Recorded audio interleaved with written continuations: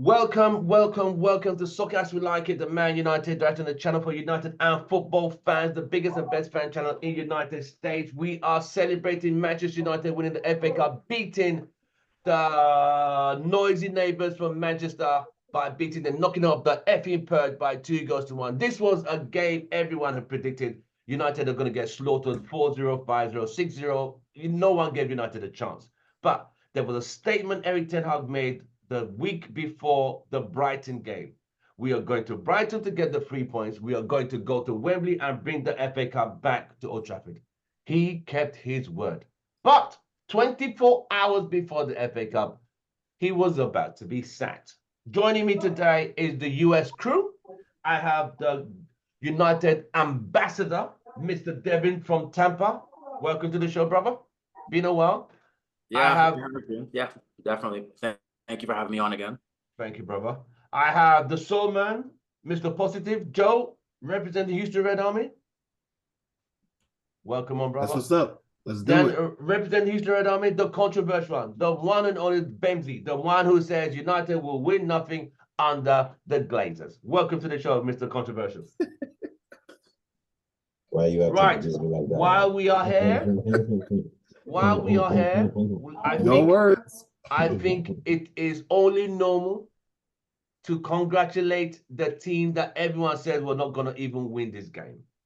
You got to, let's give respect where respect is due. Then they ended quadruple of Liverpool. They beat ManCity, who are going to win the double, seen as the best team in Europe or in the world. United went to Wembley and took the trophy away. So we raise our glasses. I have my glass right here. A big congratulations to Ten Hag and the lads. It was a great job. Was it ugly? Yes. Is this what it takes to win the game? To Ten Hag and Man United, glory, glory. Man United. Man United. I got an idea. Every time somebody else pops up the show, we do another cheers. 100%, mate. 100%. Right. Let's get right into it. With much further ado. The game, as it stood, we all knew the rumors that started before the match that United were going to be getting rid of Eric Ten Hag, regardless of winning the FA Cup or not. United, that information was not the best preparing to go into the FA Cup final, which was going to be United's biggest game of the season. But United went there with intention. They went there to make sure we are not going to be humiliated on national TV. I'm going to start with Mr. Devin. When you saw that lineup, were you confident, whatever the whole pundits have said, that United were going to be destroyed? United did not stand a chance. What did you see? Well, I should not be admitting this here right now, but I saw that lineup and I said I have nothing to lose. Let me put 100 on United winning. Can someone please mute the phone, please? I can hear noise, please. And so let's put it this way, by the end of the match, I turned $100 into $800.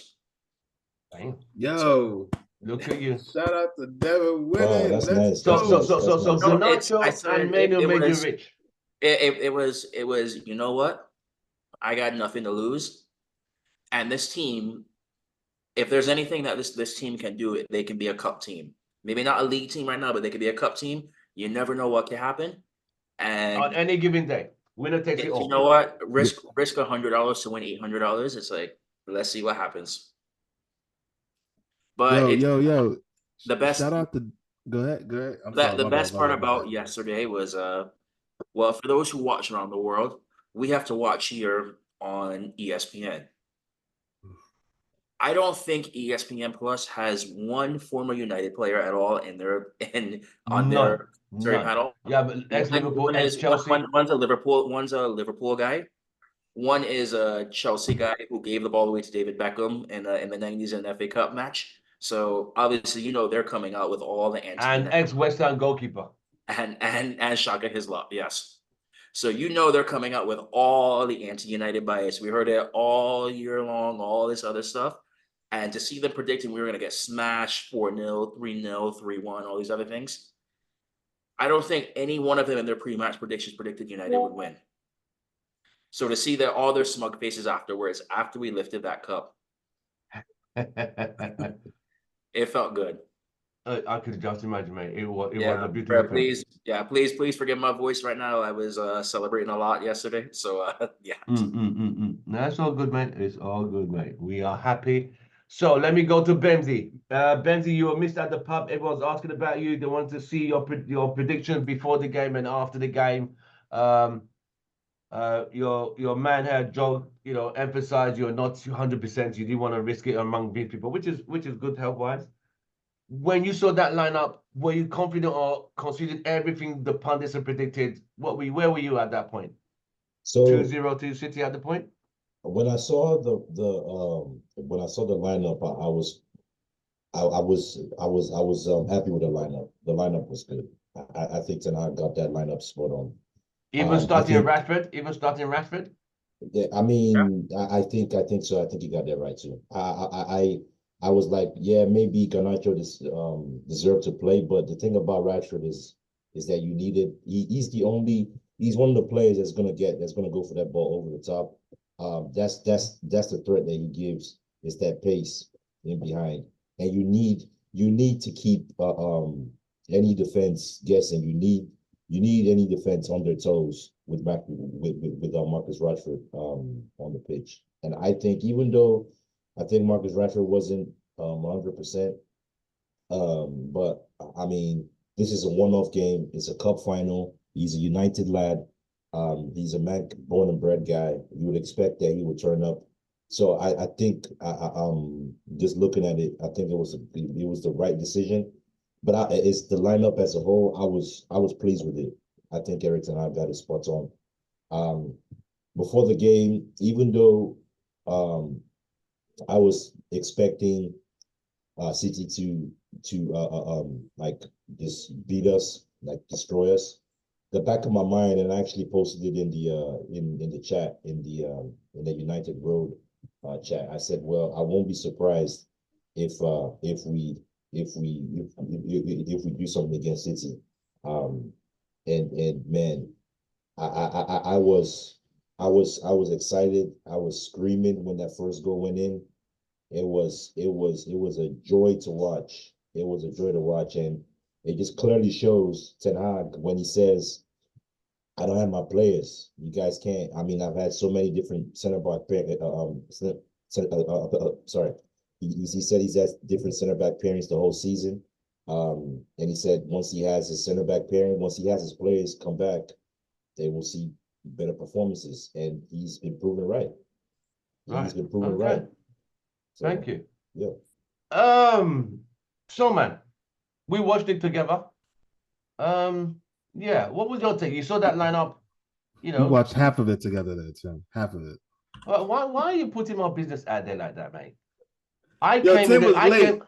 Oh God. Okay. Yeah, Tim was late because I was stuck on a flight at Chicago. Hello. Thank you. What you need to do is Always late. I don't control the storm at Chicago. It's not up to me. Thank you very much. Why would you come back to the States the night before the game, bro? Yeah. Because I didn't want to come any earlier. I have to look up. I have to stay with my mom. Family comes first. Thank you very much. Have a lovely day and a bag of chips. Hey, I'm all about that. I'm all about just that. Like the other times when you couldn't come early, right? Just okay. Benzi, don't be sliding into that in there slowly. Tim's out here making it seem like his mother. The question demanding. Is, was I there for the boys? I was there for the boys. Thank you. Any further questions? Not at this time. Thank you. So, as the question says, what did you think when you saw that lineup? Were you confident? No. Two key things. Keep it 100. Be honest. Two key things that I did not think was going to work or was an issue was one, benching Rasmus. I didn't understand why, and the reason why I had an issue with that is because it felt like he was benching Rasmus to accommodate Rashi. Yeah, Rashford. Because if it's not Rashford, it's going to be Garnacho over there. But seeing how like it, as the game came along, I was like, well, it wouldn't have mattered anyway. Kyle Walker's over there. It doesn't matter if you put there's not too many people you can put on that side. That's the dude that locks up Vinicius. You know what I mean? So, like Rashford being a bigger player, that definitely I would imagine worked a little bit better for us. But I was a little worried about the midfield because I thought maybe with Amrabat and City's ability and City's speed, I thought maybe he wouldn't have been up for it. But goddamn, that shit worked. You know, like he played he double was on pivot. point yesterday. It's almost as if like we played McFred ball. You know what I mean? But you just had a better McFred pairing. You know, that double pivot. So yeah. But as the game went on, right, the first time, like, it just occurred to me, like, oh, maybe something's happening here, right? First, they had all that possession the first, like, 10, 15 minutes, but then we were the one that had the first shot on goal. Yeah. We were the first ones that, like tested them, you know? And it just didn't seem like they were using the wingers the way they normally would. So, hats off to Ten Hag. Yo, that's why he's our manager, man. Who am I to over here questioning this dude's tactics or his wait till the insurrections come on. Yo, I can't wait, man. I can't wait. You know, I can't wait. Go ahead, Devin. But overall, what was your question, Joe? Yeah, but the overall the game as a game of, I'm not going to call it a game of two halves. United took advantage of the game and took the game by the scruff of his neck. Yes, City were always going to have more possession. We knew that from the beginning. But that ball Dalot lobbed to the front, it was a hopeful ball, just hopeful. It wasn't a bad ball because I look at where the ball dropped. It dropped in front of the City player, in between the City player and the goalkeeper. But it was Garnacho's awareness that just in case, let me be around. And behold, them two clowns. Hey, yo, that was a huge loss. It was a huge loss not having Edison on that team. Yeah. City losing Edison. Edison would not have even allowed his center back to even get to that ball. Correct. As soon as a pass like that comes up, Edison's already on the move. He doesn't, and I guess maybe that's the reason why, because they don't know each other, right? They're not used to playing each other, and neither. Say what? But I mean, Edison normally doesn't play the cup competitions anyway. Yeah, he played the league and the Champions League. No. Yeah, he definitely. Well, he's injured for the rest of the season. No, but I meant like the FA Cup and League Cups. Normally, that's where this guy plays to give Ederson rest. Wait a minute. Yeah, but it's the last game of the day of the season. Do you think he would not have started Edison if he was? But he would have. But what I'm saying though is that they should have had chemistry already. Oh, from the previous game? Yeah. Yes. I think. I guess maybe Edison just commands that position a little bit more because Edison, like, that would not have happened. Like, that doesn't happen with Edison. Edison is not allowing. It's not. Edison doesn't do the whole, oh, you got it. He doesn't have conversations with the center backs. He says, I got it. Boom. That shit's in the third row. Okay. You know? So let's look at the second goal. That second goal that United really worked. Bams, let me see your perspective. The way that United worked that second goal. Quite a few passes and associated between the players within the midfield. You know, those passes and the final product, the way Menu calmly placed that ball was on another level, man. Talk us through what you saw about that goal behind that Joe's showing now. That was a break. That was a counterattack. Yes, it was a counter. I remember they were attacking us. Yeah, it was a counterattack. Joe has it right there, actually. That thing starts from Kobe Mainoo, actually. Kobe Mainoo, and if it goes back, I don't know if it actually shows the point where it started. So there's a defended ball in our box. Kobe Mainoo then heads it to Bruno, and then Bruno finds Kobe Mainoo. Kobe Mainoo finds Rashford. Rashford finds Garnacho. Garnacho back to Bruno, and then Bruno to Kobe Mainoo. I think I mean, that was a wonderful. This is Because City did not get, City did not touch the ball at all during they that didn't whole touch the pass. ball at all. This is what you call textbook stuff right here, man. The way we moved the ball from defense to attack, it was clean. You couldn't have done it better than that. And I mean, for Rashford to ping that ball all the way to to Garnacho on the right side, that was the beginning of like, okay, yeah, that was the opening right there. And then Bruno, because Bruno's aware of where Kobe Mainoo is on the left side. Okay, Kobe Mainoo's on my left side. He's running. He's checking him. He's checking him a couple times as he's going. And man, that pass from Bruno to Kobe Mainoo was, I mean, spot on. And then Kobe Mainoo's his composure to finish at that. He didn't smash it. He just placed it. Clean. You couldn't get it. It was. I mean, I keep watching that highlight over and over again, man. It was clean counterattack. I mean, every decision that was made from that in the process from defense to the goal was spot on. Right. Let me go to the ambassador. What was your the whole breakdown of that goal, the second goal? What did you think? When I saw that goal go in, I thought, yeah, we came to play today. We're ready to go. And I'm thinking right now, City underestimated us. Personally, me, I think that they were still hungover from their Premier League celebrations. And I mean, the way I think about it, I think I think Ten Hag took a page from Sir Alex there. All you have to do in the dressing room, take the clippings of everything in the press that day, talking about how these players are overrated, all this other stuff, and say, prove them wrong. Or don't show up and prove them right. And they came out right there with a mission to play and took full advantage of it, caught City off guard, and they held their shape very well for the match. They did everything they were supposed to do as a team. I do have to say, like, this to me was a better team performance than even the Liverpool match, in my opinion. Everybody came ready to play, left it all out there. So I am happy for that. It is a good way to end the season. So I'll take that. And I'll take any win that shows Manchester is still red. So yeah.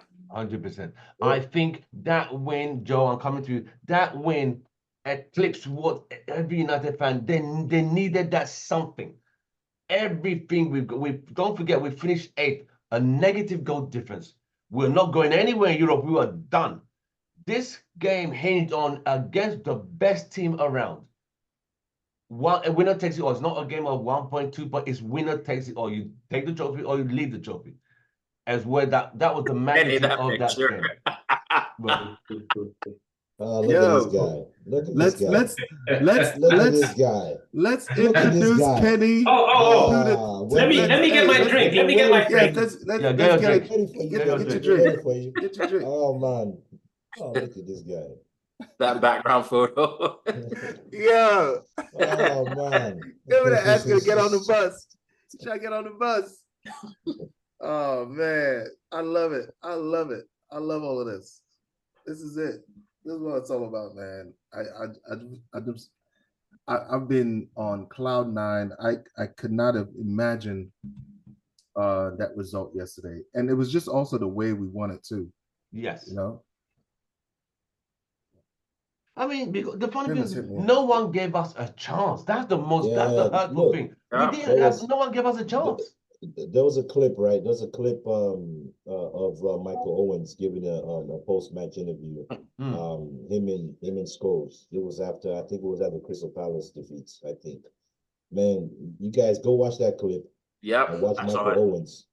He just destroyed Erik ten Hag, and he said, basically, Erik ten Hag is not fit. He's not the man for the job. He's absolutely convinced that this and that. He's like,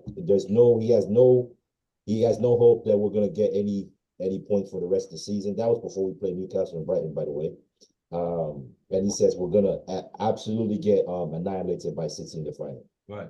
All right. You ready? Raise your glasses. A big a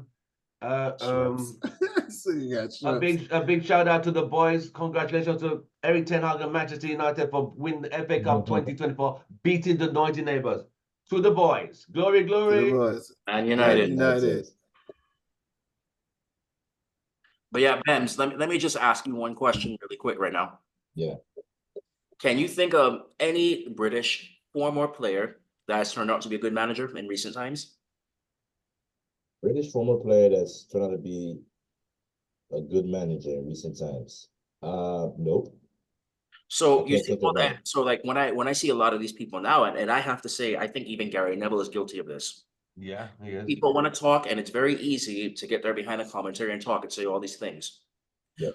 But when they become the gaffer, all of a sudden, all these things that they're talking as if they should be like winning the Champions League every year. But then they go out and they don't last at all. They don't win anything at all. We saw what Gary Neville did Yeah. at Valencia. So He it's was that an embarrassment. that's my point.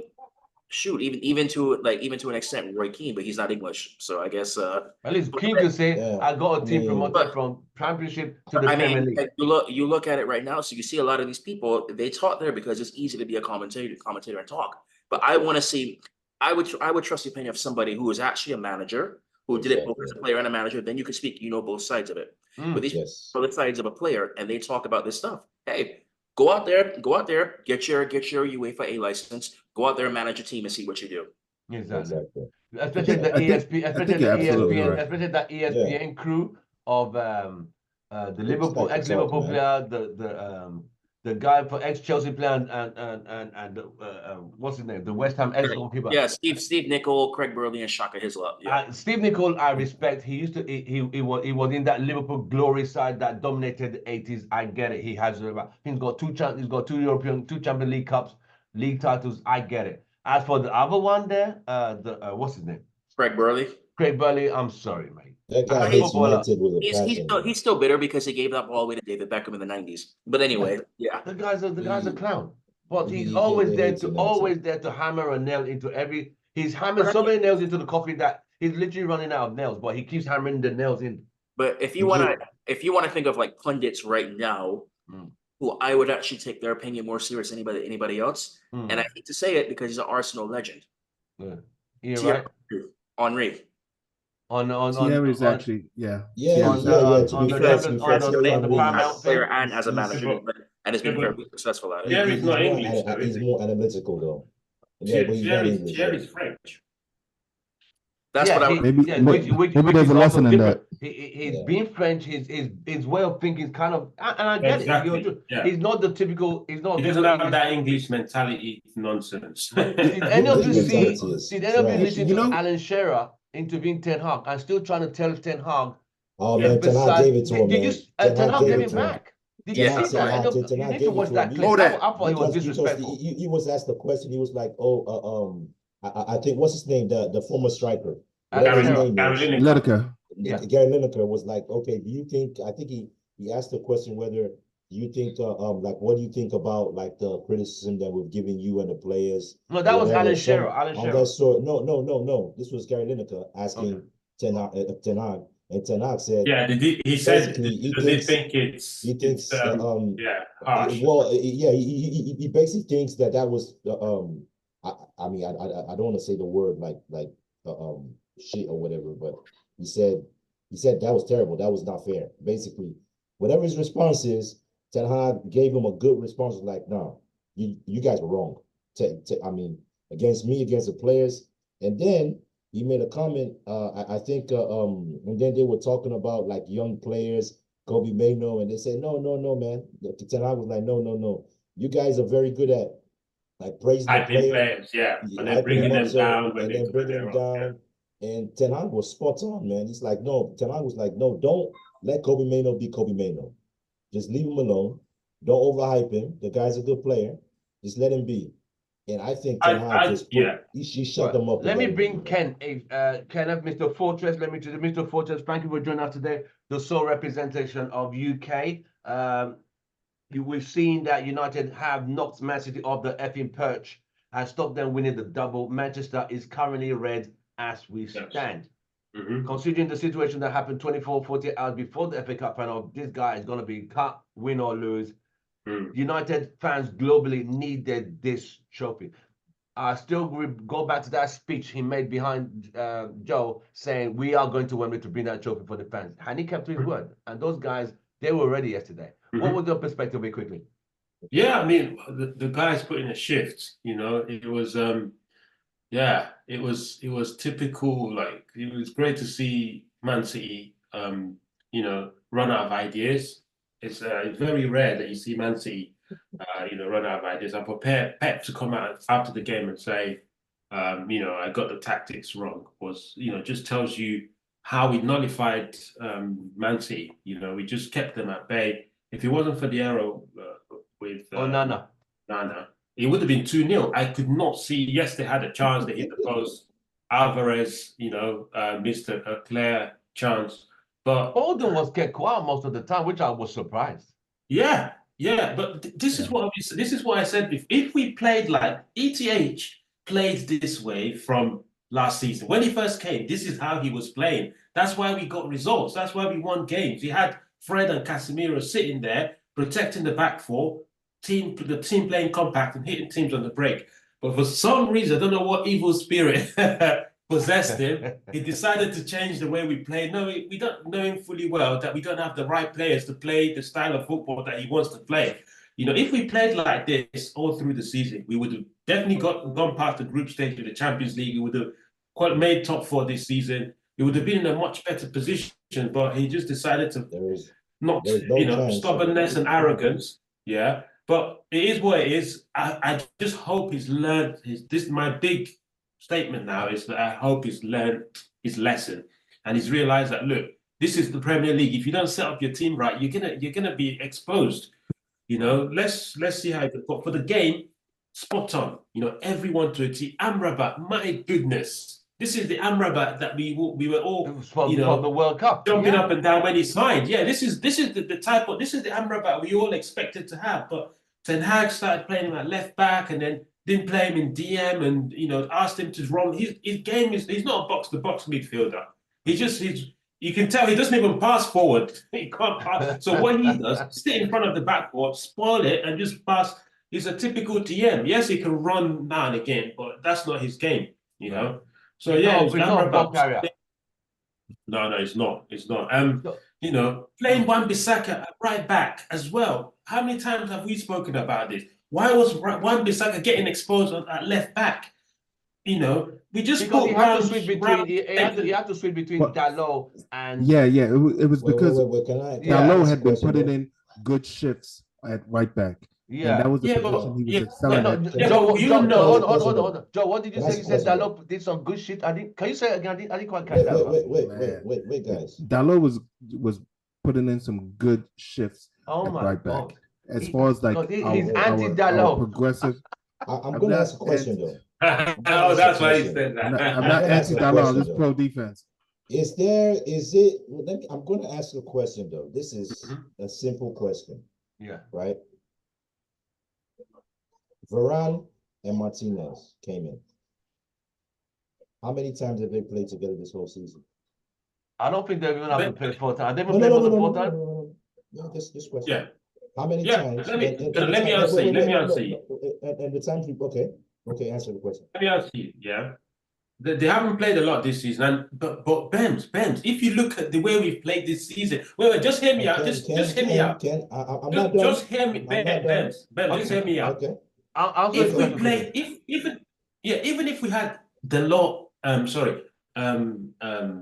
what's his name? Varane and Martinez all through the season, this season, we would have still struggled because the midfielders were all running towards the attack and leaving spaces exposed. What you saw on Saturday, let me finish. What you saw yesterday was Amrabat sitting. Let me finish. Amrabat sitting, Kobe Mainoo sitting, Bruno's defending. Even how many times have we said play McTominay up front? What happened to yesterday? He played McTominay up front. All the things that the fans have been crying out for, he did yesterday. Lo and behold, surprise, we put in a good performance. The results, that's what I'm saying. The results say that you're wrong, though. The results, if you look at the games that they played, right? Go look at the results. When Varane and Martinez played, we lost 7-0 though. When Varane and Martinez was there to Liverpool, we lost 7-0. Let me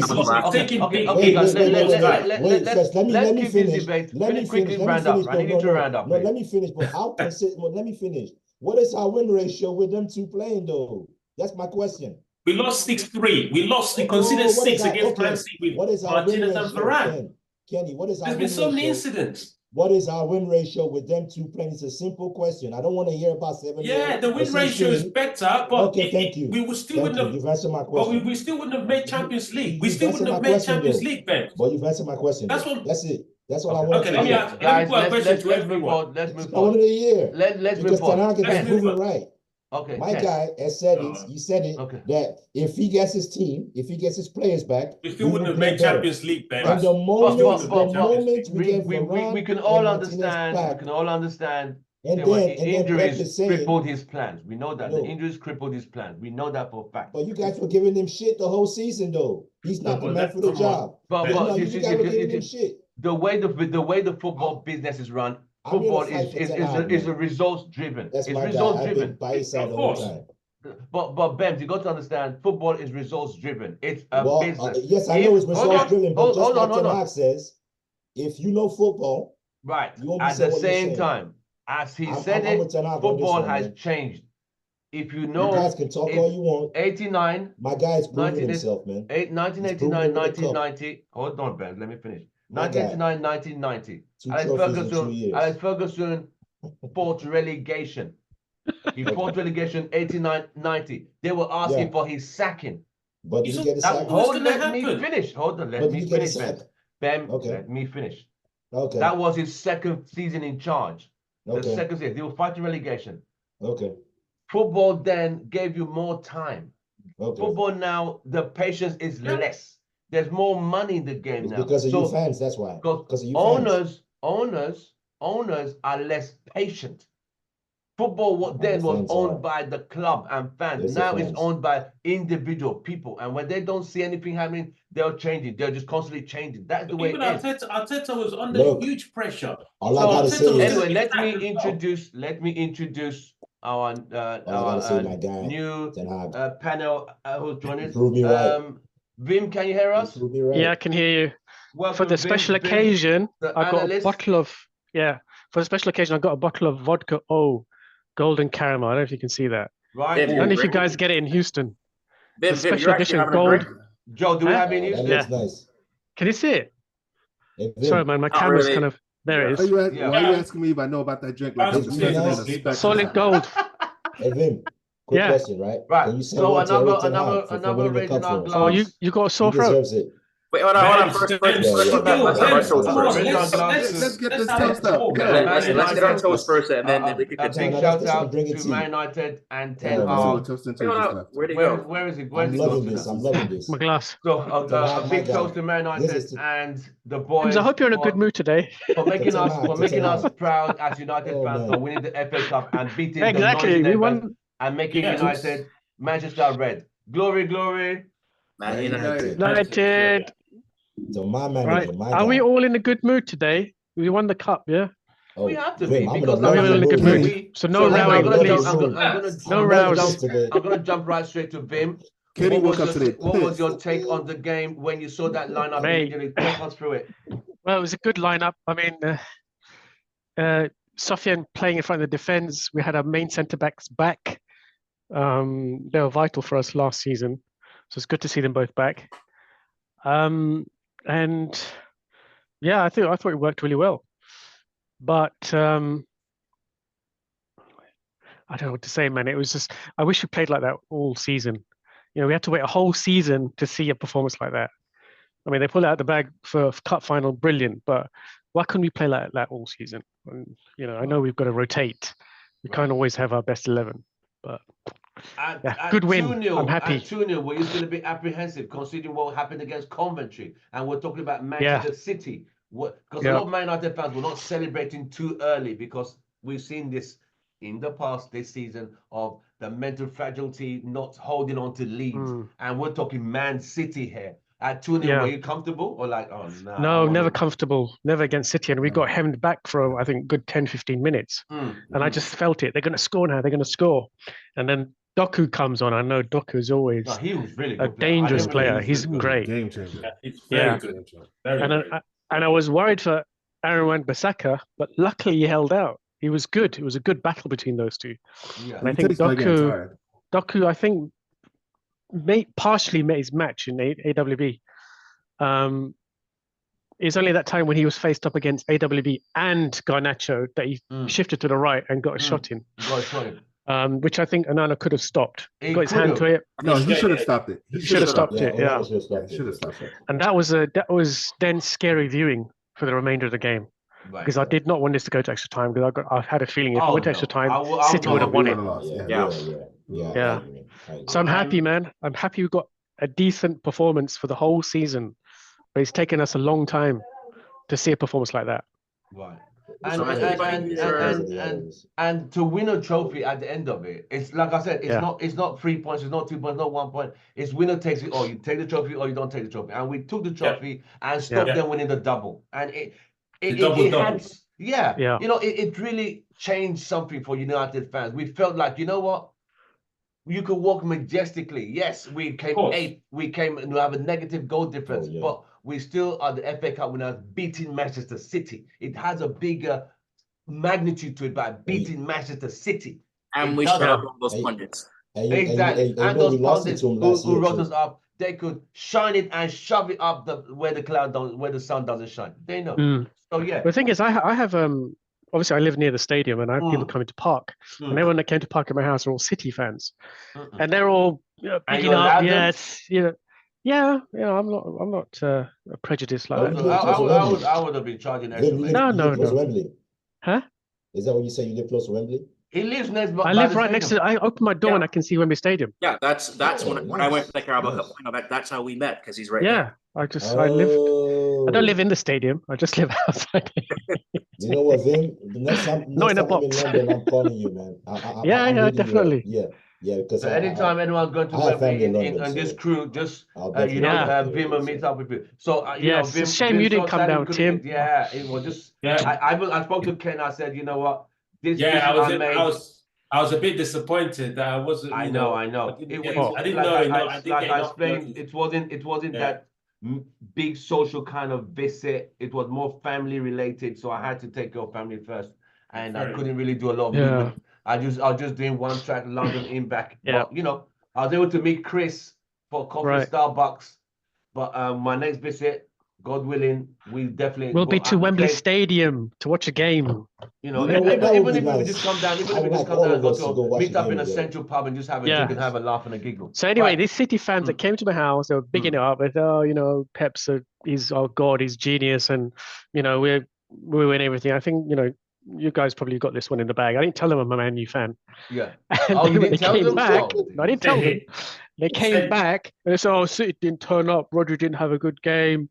I don't know what these guys were at. They're probably tired, making excuses. He said their team didn't turn up. I think our play and our intensity is what wore them down, because normally we make a lot of mistakes and they take advantage of the mistakes. Yeah. They did not punish us when we made those few mistakes, but we were really on it. So it was great to see that intensity and effort after a long time. Right. I was surprised how. Yeah, go on, Devin, go on.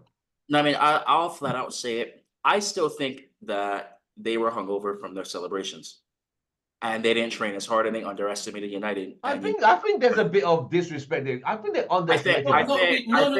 You guys see the interview by Carl Walker? One of the journalists asked him, and he said no. He said that's 6 days. He said when you play Champions League football, you play Saturday and Wednesday anyway. They've won back to back. I don't think he said no. I don't think they were. I think they really wanted to do the double. You can, if you look at Pep's reaction as well. Did you see the reaction after the second goal? He was like, even the play, they wanted to win that game, because now it's kind of dampened their season. Yes, they've won 4 in a row, but this would have been the cherry on the cake. But if that was truly what they meant, then what were they thinking doing that big celebration after they won the league right then? You wait till afterwards to do it then. No, because they have a right to celebrate 4 in a row. Yes, I agree. I agree. You can celebrate a little bit.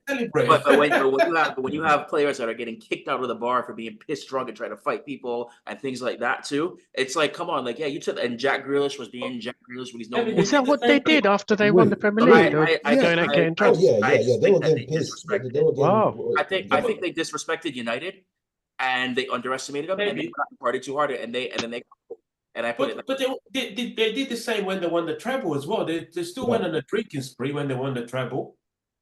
They still. Remember that they beat us. They beat us in the cup final last season. Yeah. But credit has to be given to our squad for showing up and embarrassing them. Of course. Yeah. So, yes. So I will give them that. The thing is, the chink in the armor is exposed, isn't it? Because they play with the high line, and once we get in behind them, they struggle. I think they hate playing against a low block, especially with a false nine. Yeah, and they play with a high line, so we know that we can exploit that. And so I don't know why we haven't always been able to exploit that, but we did it. Ole did it.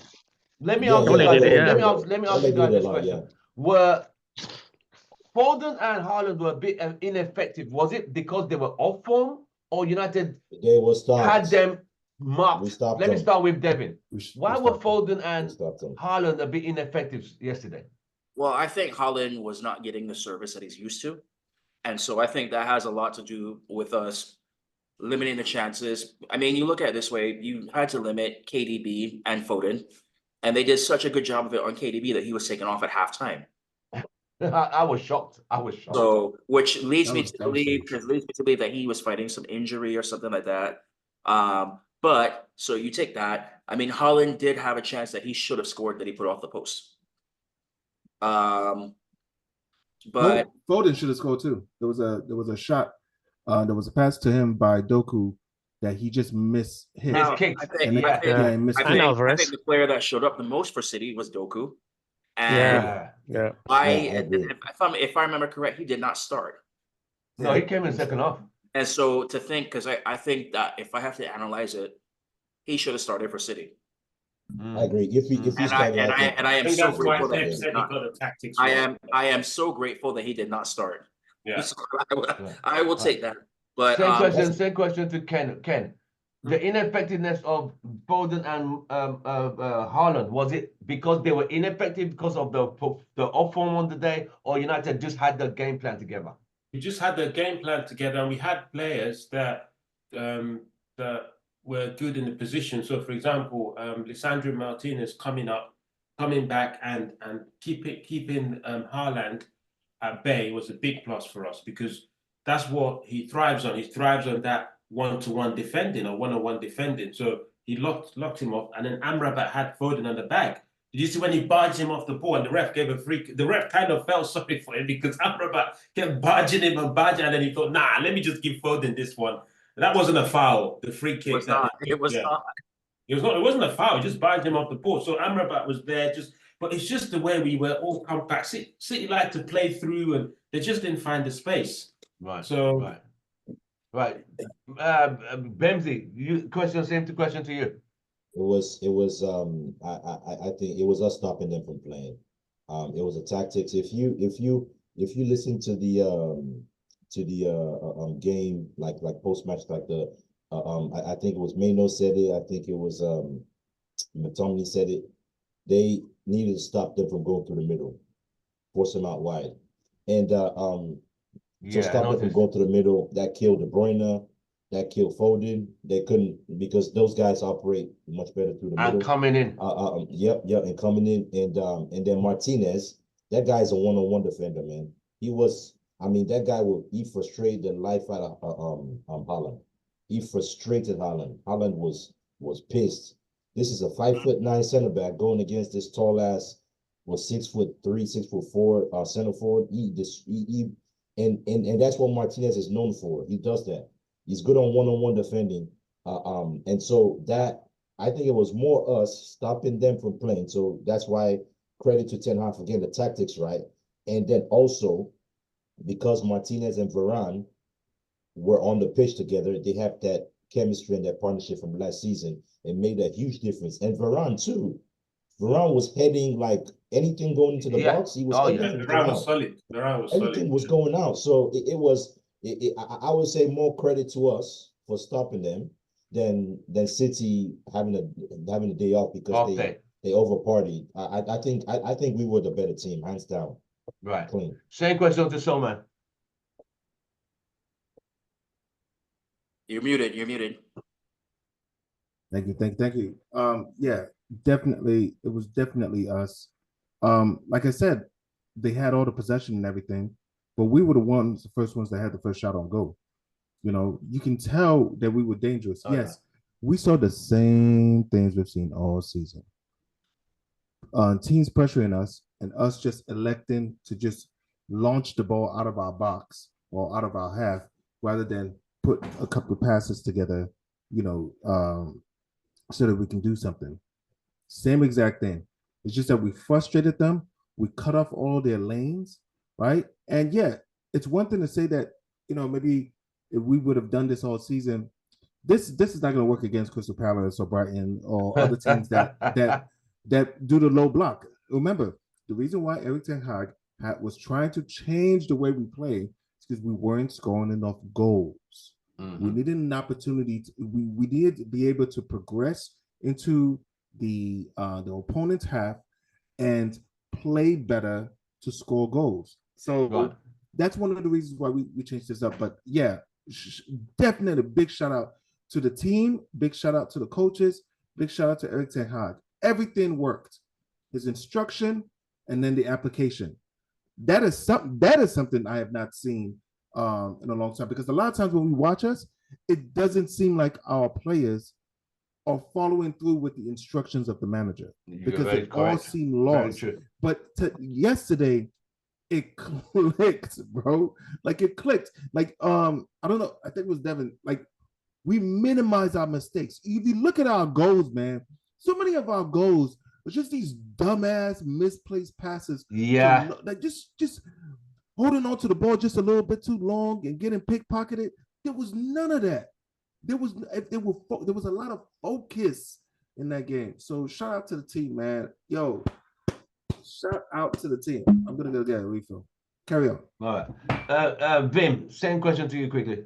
A number of things. The focus was there, the hunger was there, the desire was there, and I think it was more than what City had in turning up for that game, because perhaps there's I don't know, hungover or whatever, or there was no preparation, but we definitely wanted it more. And they interviewed Dello at the end, and Dello said that the feeling in the dressing room was different. He said there was a more of a desire to go out and win this game because the season had been so bad. So they really, really wanted it. And when you want something really badly, you will do whatever it takes to get it. I mean, Haaland, the biggest player on the pitch, is an absolute monster. And the two smallest players on the pitch in our Man United squad, guy behind you, Devin, Martinez, and our star player, Kobe Mainu. They were wrestling Haaland to the ground. Yeah, the smallest guys against the biggest striker. So these guys wanted it. And Kobe Mainu's game, man, if you watched his highlights, he was absolutely everywhere on that pitch. He was defending, he was blocking shots, he was in midfield, he was tackling, and he was scoring goals. His heat map was unbelievable. I mean, you should have heard the praise that all these British pundits were giving him. Alan Shearer, Gary Lineker. I mean, they said this is a future star of England, and Ten Hag is saying, look, keep it calm. Don't make him a superstar too soon, because the media will have too much expectation. They're like vultures. Yeah, but not only that, they put him on a pedestal and say, go and save England, like they did with Rooney and Michael Owen, and then Gaza, and then the pressure's too much. So just keep it calm. We've got lots of stars, and just push them. Let them go forward slowly. Don't push them too much. So there's a number of things that were different yesterday. Right. Okay. And yeah, I just wish we'd seen it earlier. Right. Devin, man of the match and United's score for the performance. What would you rate United's score for the whole performance yesterday? And who was your man of the match? You can pick more than one player, but just go. Overall performance, I have to give that a 9. A 9 out of 10. I'll raise my glass to the 9. It would have been a 10 if we had kept the no. Because I mean, has anybody here ever played goalkeeper at like a decent level? I played up to university, but not professional, but like a standing, and it's not easy, mate. So I mean, because I played keeper at a pretty high level as well too, and so it was such a rookie mistake to do. And I'll give you an example. He went like that.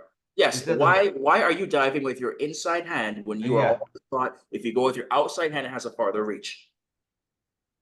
It's a schoolboy error. Your schoolboy error. No, I mean it would. I mean that was his only mistake because right afterwards he caught a very hard corner. So, but it was just that one mistake where I have to give it a 9. No. If I have to give a man of the match, overall I have to give it to Kobe Mainu. Oh wow. Okay. But I have to Alright. give an honorable mention to this man behind me, the butcher. Okay. All right. Just Right. I think Mainu just slightly edges him though. Okay. Bemsy, man of the match and your score for team performance, please. I think score team performance, I think I agree with Devin, a 9 out of 10. I mean, it was a really, everybody performed on it. Everybody performed. There wasn't one person that did not come like isn't prepared. Like Devin said, he said it perfectly. The only mistake was from Onana with that terrible save. So and then for the And man of the it was a match. catchable shot. It wasn't Oh like yeah, it was catchable. No, It was catchable. it wasn't catchable. I don't think it was catchable. Well, I won't say catchable. Sorry, I'll say it was savable. savable. I It agree was with that. savable. It was savable, not catchable. Yeah, it was savable. But man of the match. Oh man, it's tough, man. It's tough. It's tough because I will say, even though I would want to give it to Kobe Maino, but man, the butcher, man, the butcher, that guy, he made a huge difference. I honestly feel if the butcher didn't play yesterday, Mm. I think it would have been a different game. I agree. I think we wouldn't have been able to play the way we played if the butcher didn't play. So I'm just gonna have to give it to the butcher, man. So, Okay. quick question there then, based on that. Yeah. If Harry Maguire, Lindelof were our centre backs, would we have won yesterday? No. I think there would have been a few mistakes that would have given I don't Foden so. would have been able to get past Lindelof very quick. No chance, no chance, no chance. Because the thing about the butcher, right? The butcher, he reads the game better. One, two, he's more physical. Well, I won't say more. I mean, he's more physical than Lindelof. That's 2. 3, he's very good at passing between the lines. Pep said this. That's what Pep said. Yeah, Pep said this. Pep said the butcher killed them in tactically. Oh. It was passing through the midfield, and they Yeah. just couldn't cope with that. His passes through the midfield. Yeah, he does it all. If you watch the butcher play, he does that every time. He's good at pass between the lines. He's physical, one-on-one defending, and he reads the game well. So yeah, to answer your question, Vim, yeah, if it was Maguire and Lindelof, no way, no chance. Joe, man of the match and your score for team performance, please. Oh man.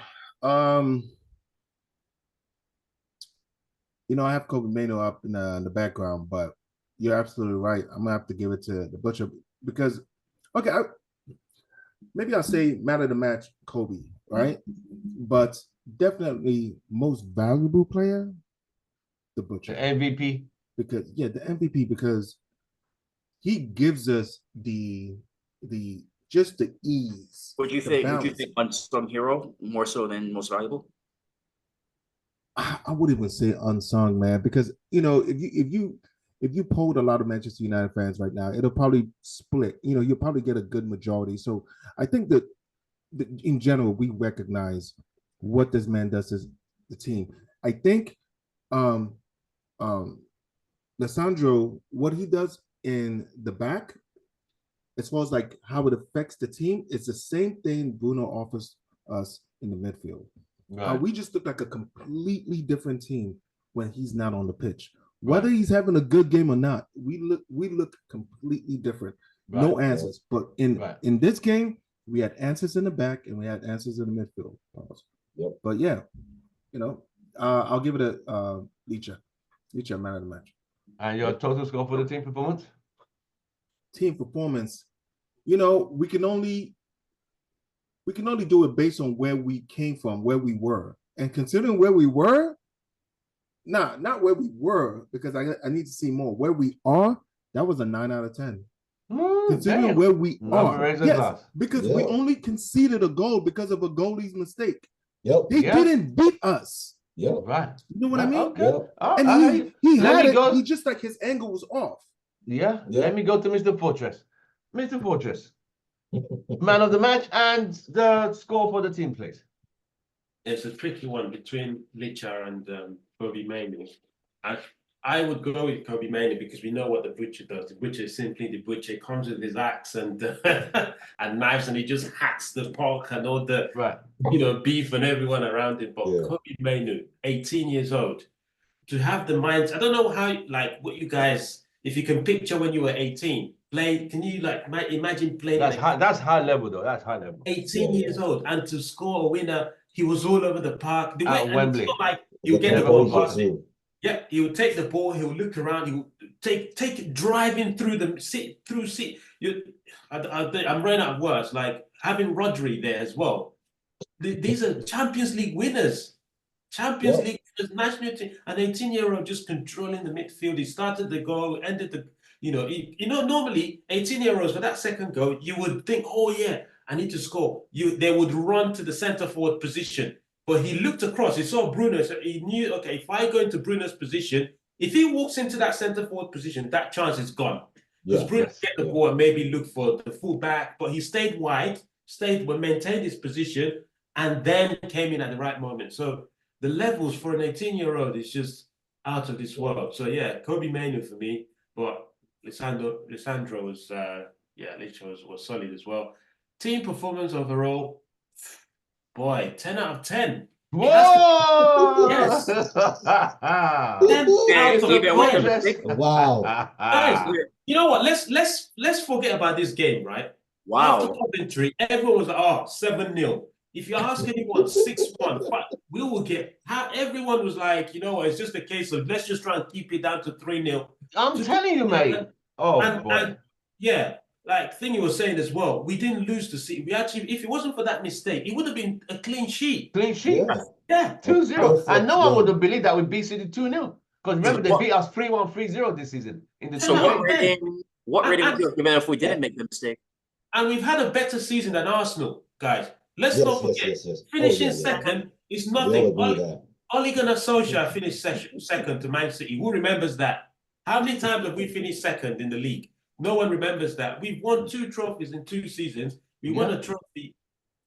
Guys, 10 out of 10. Definitely. Right. Let me go to Vim and Shai Dan. Vim. Yeah. Man of the match. Arsenal's progress has been better than us, hasn't it? That's it. Yeah, 100%. Over 2 seasons. Oh, yeah. Trophies. It's all about trophies. I know about trophies. Arsenal's problem this season was one team, Aston Villa, took 6 points off them, home and away. That was what ended that title for Man. So, but also they had a draw against City. City would have ended up with no trophies this season. Yeah, City, trophies. There was also the draw against City. Yeah, there was a draw against City. There was a draw against City, and they need to get points there as well. But look, for me, it's pretty obvious. When you play football, there's a certain role you have to do when you play as a defender. 100%. There's a different role you have to play as a midfielder and attacking number 10. Yes. And a striker. And I think Kobe encompasses those last 3 roles. He does all of it. He can play in defense as well. I mean, he's there defending, he's tackling, he slides, bringing down Haaland. He's in midfield, he's going through spaces, he's linking up. He gets crowded out. He's got 4 players around him. He still manages to find a pass. Does it with composure, and is at the other end chipping with goals. That guy can do every single thing on the pitch. Martinez's role is a lot simpler. You got to go in there, put the players off, stop them from getting their rhythm, and intercept and tackle. Martinez and Varane were crucial for us yesterday, but Kobe Mainoo, if he wasn't on that pitch and he didn't have that link-up play with Garnacho and Bruno, those 3 for me really stood out. Bruno had an astounding game. I'm going to ask you about Bruno later on. I think it was key between those 2 youngsters. For me, it's easily Kobe Mainoo, because if you look at his heat map and what he did in that match and his desire, and he put in his body on the line to make sure they didn't get that second goal. Yeah, he was leading that team like a captain, and he's the future of this club. For me, he's the star guy. Okay. And I'll give it 9.5 out of 10. 9.5. Oh, excuse me, mate. I've not seen any 8. I've not seen any 8.3s and 8.2s. I've not cheered so much in the live stream before. There you go, mate. So yes, right. Question time. Who's got questions? This FA Cup. I've got a question. Yeah, go on. I've got a question. This is no conspiracy theory, right? But Pep is obviously all about dominance in the league, right? Mm-hmm. And so, the way City's strategy partially is to buy up all the players, and also keep the other clubs suppressed. Now, I don't know if you saw this, but there was a little interview and he made a few comments about Ten Hag keeping his job. And he said that he's apparently going to have a conversation with Ferguson, or he's had a conversation with Ferguson about Ten Hag staying and having consistency and, you know, giving managers time. Wait, what? Yeah, that it was in the British media today that he's been asked about that, and he's had a conversation with Ferguson, or is going to, about keeping Ten Hag in the job. Wow. So Wow. yeah, no, so you know, there's got to be more to it. So the question really is that does he want to keep Ten Hag there because he knows that he can keep Man United at bay, because we don't, you know, obviously we've had a tough season, and he knows that he's got the upper hand on Ten Hag, or is it doing him a favor because he's, you know, they're friends and they've worked together at Bayern Munich, or could there be something else at play here? Right. So I want to get this one Yeah. first. I got to hop off after this one. I don't really see that being true. I think that's conspiracy theory because, I mean, Pep hasn't even signed his long-term extension yet, and he's out of contract next year. And from the way that I've been reading about this, it seems as that he is ready to go after next season. There's also the pending case with City and their charges. They have not been convicted of anything yet, so I'm not saying that, but there's a lot to digest with that. I don't buy into that at all. It's here. It's all over the news. Look, so this is on goal.com. He's extraordinary. Pep full of praise for Erik Ten Hag as Man City boss urges Man United to make a decision on under fire manager's future. I've seen this regurgitated so many times. Also, but did they also? I'm trying to remember. Like, didn't they work together like a couple in the past or something like that? Ten Hag and Pep. In Bayern Munich, yeah. At Bayern, yeah. So Ten Hag was. So you could have that relationship as well too. Yeah. He has that with Arteta as well. So I'm not buying into that. No, I'm not. A question about what everybody feels about Pep. I gotta. This is just my quick opinion about Pep. But yeah. I think that dude is fake as fuck. I think it's whenever the cameras are on, he is so dramatic. Wait, wasn't it last week they were asking him about Klopp, and this dude started crying? Come on, man, crying. He's happy to see Klopp go. Of course. No, listen. Yeah, he's happy to see him go. No, Klopp is fake, and he plays the media like a goddamn fiddle, right? He chats shit. He's consistently because you guys don't understand. He's the way he moves. He's not direct with his slander. Sorry, who is Klopp or Pep? Pep. Pep stay trying to be cute with his slander, man. Nah, I don't listen to nothing that dude says. He's very tight-lipped. You can't get much out of him. He is. I don't understand what he said.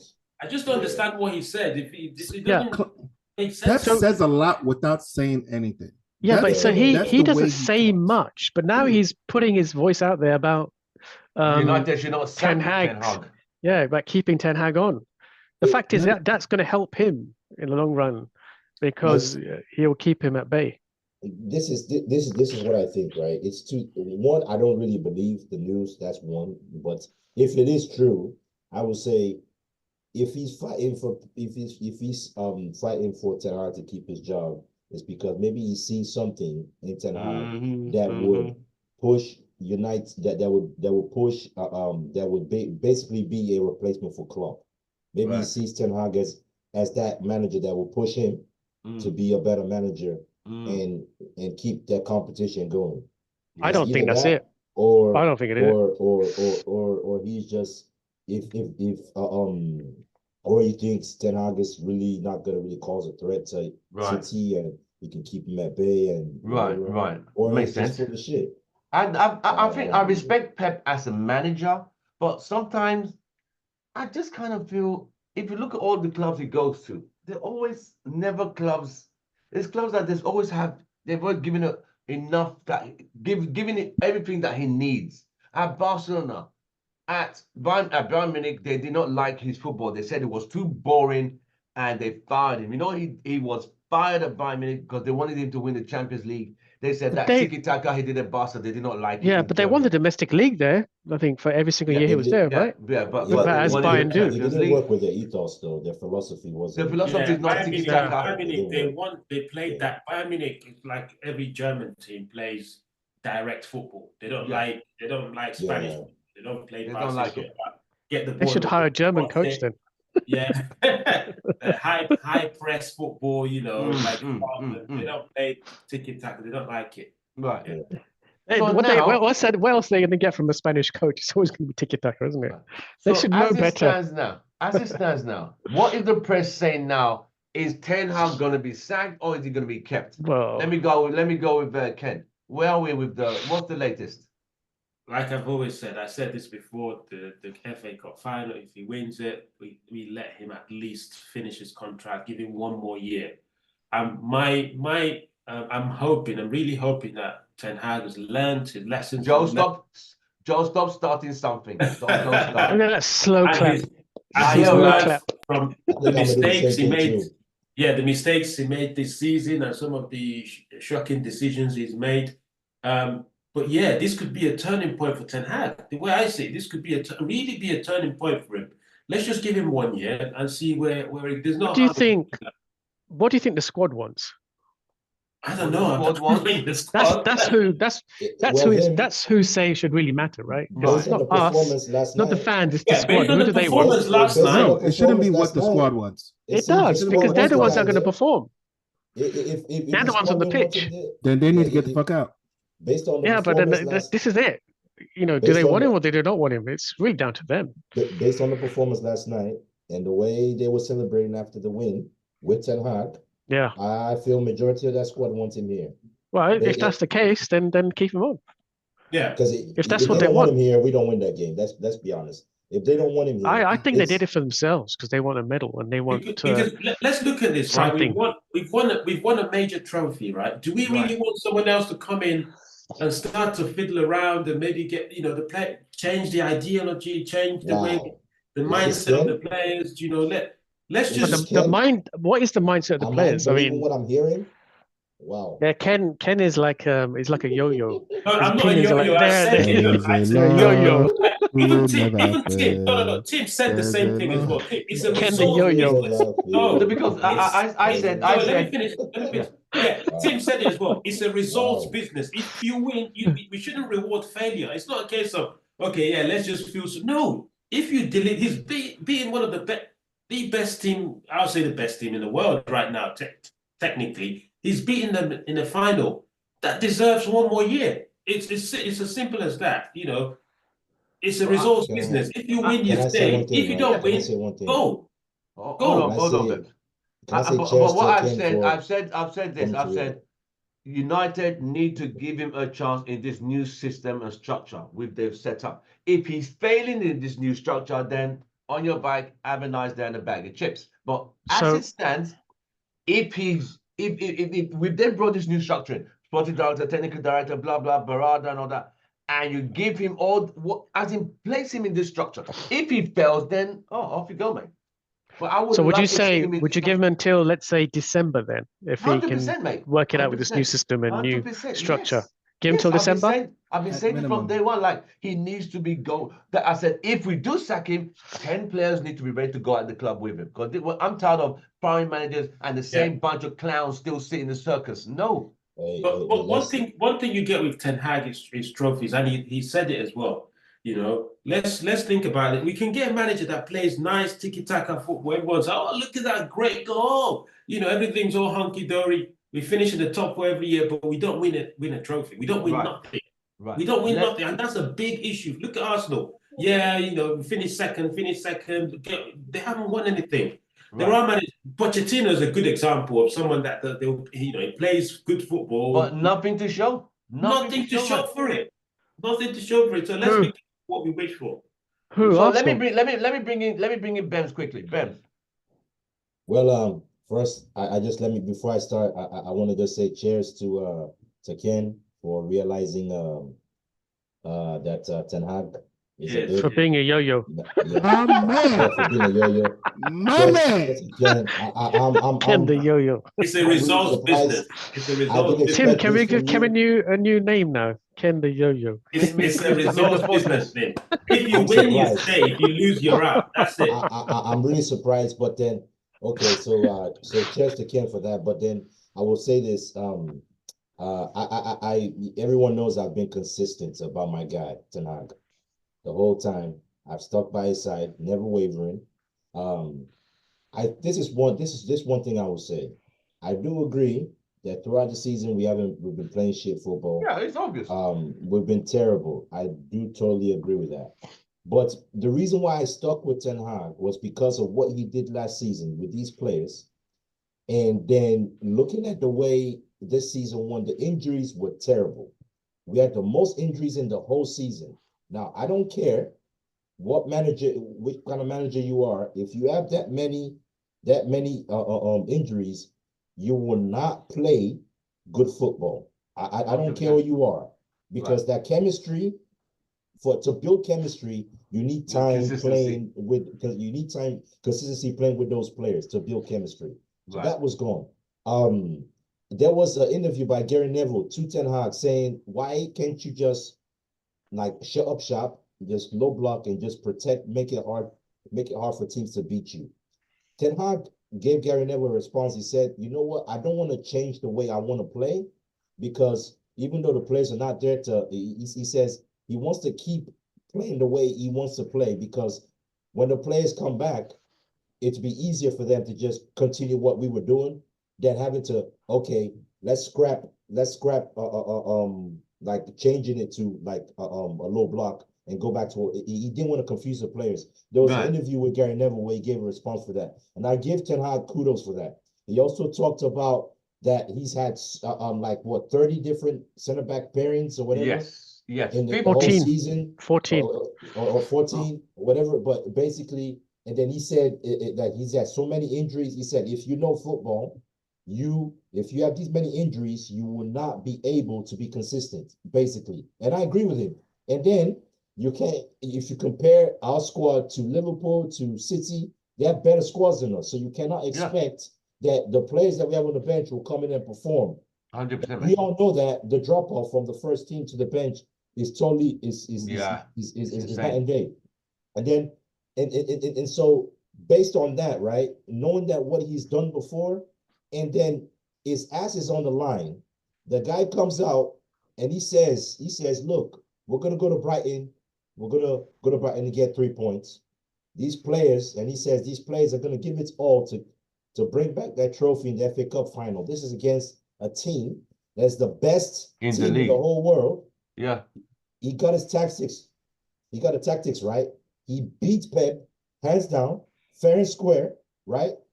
Scoring goals with two young players, right? I mean, I'm sorry, man.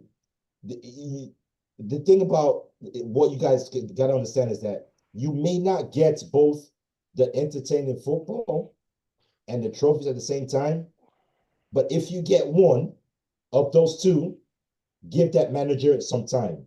Right. We've got one of those two. We got the trophies in that manager. Yep. I believe he can play entertaining football. He can. If given the time and given the resources to do it, he can do it. And this new structure, hopefully, yes, so we can all but hope and believe. And I've been saying this the whole time, right? The dude gave you 3 finals in 2 years, 2 trophies. How do you sack a manager for doing that, bro? It's the Premier League performance that's it's the Premier League performance, which I get. It's a Premier League. Yeah, I totally agree with you. But at the end of the day, we are here to win trophies. We're also here to challenge for title. But there is no. But if you feel that we're going to be challenging for a title, we're not ready for that. And Champions League. But we're not even there. We're not even close. If you feel that now, then you might be smoking something, because we're not even close to that. Right. 5 years, 6 years from now. So I'll come in now, right? So the thing is with Ten Hag, yes, he's won us 2 trophies in 2 years, and it's been cup finals, great, brilliant. But I think the Holy Grail is the Premier League in Yes. British Yes. football. I'm sure Yes. it's the most watched league around the world. Yes. And I think with the status and the stature we have of this club, and Yes. especially with our spending power, our financial clout, and the players that we can go out and potentially buy, and we used to be able to attract, we're not able to do that anymore. Right. We should be always fighting for one and two position league title, always. Totally agree. And we're completely far off. We've regressed in that past year. Yes. I've always liked Ten Hag, and I really don't want to make this the same old chatter we have week in, week out, because we should be enjoying our win.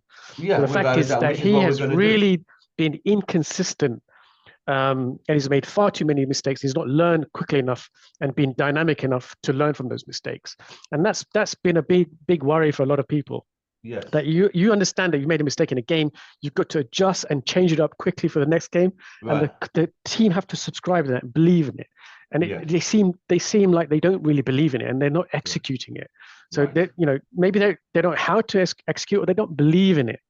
Something is disconnected there, and that's a problem, because this is a very dynamic industry, and it's a results-based business. You don't have time. You don't have your 3 months warning Probation. and probation. You deliver instant results. You get top the ground money. up and running, mate. Yeah, you're earning top money in this game. You're handling the most expensive players in the whole country. It's the most lucrative sport. Right. You've got to deliver week in, week out. And 100%. if you make a mistake, fine. Go and correct it. Come back next week and make up for it. And we make some stupid mistakes time and time again. Right. And for that alone, let me finish. For that alone, he's having a lot of criticism. And we've got to look at that as well. You've got to look at that.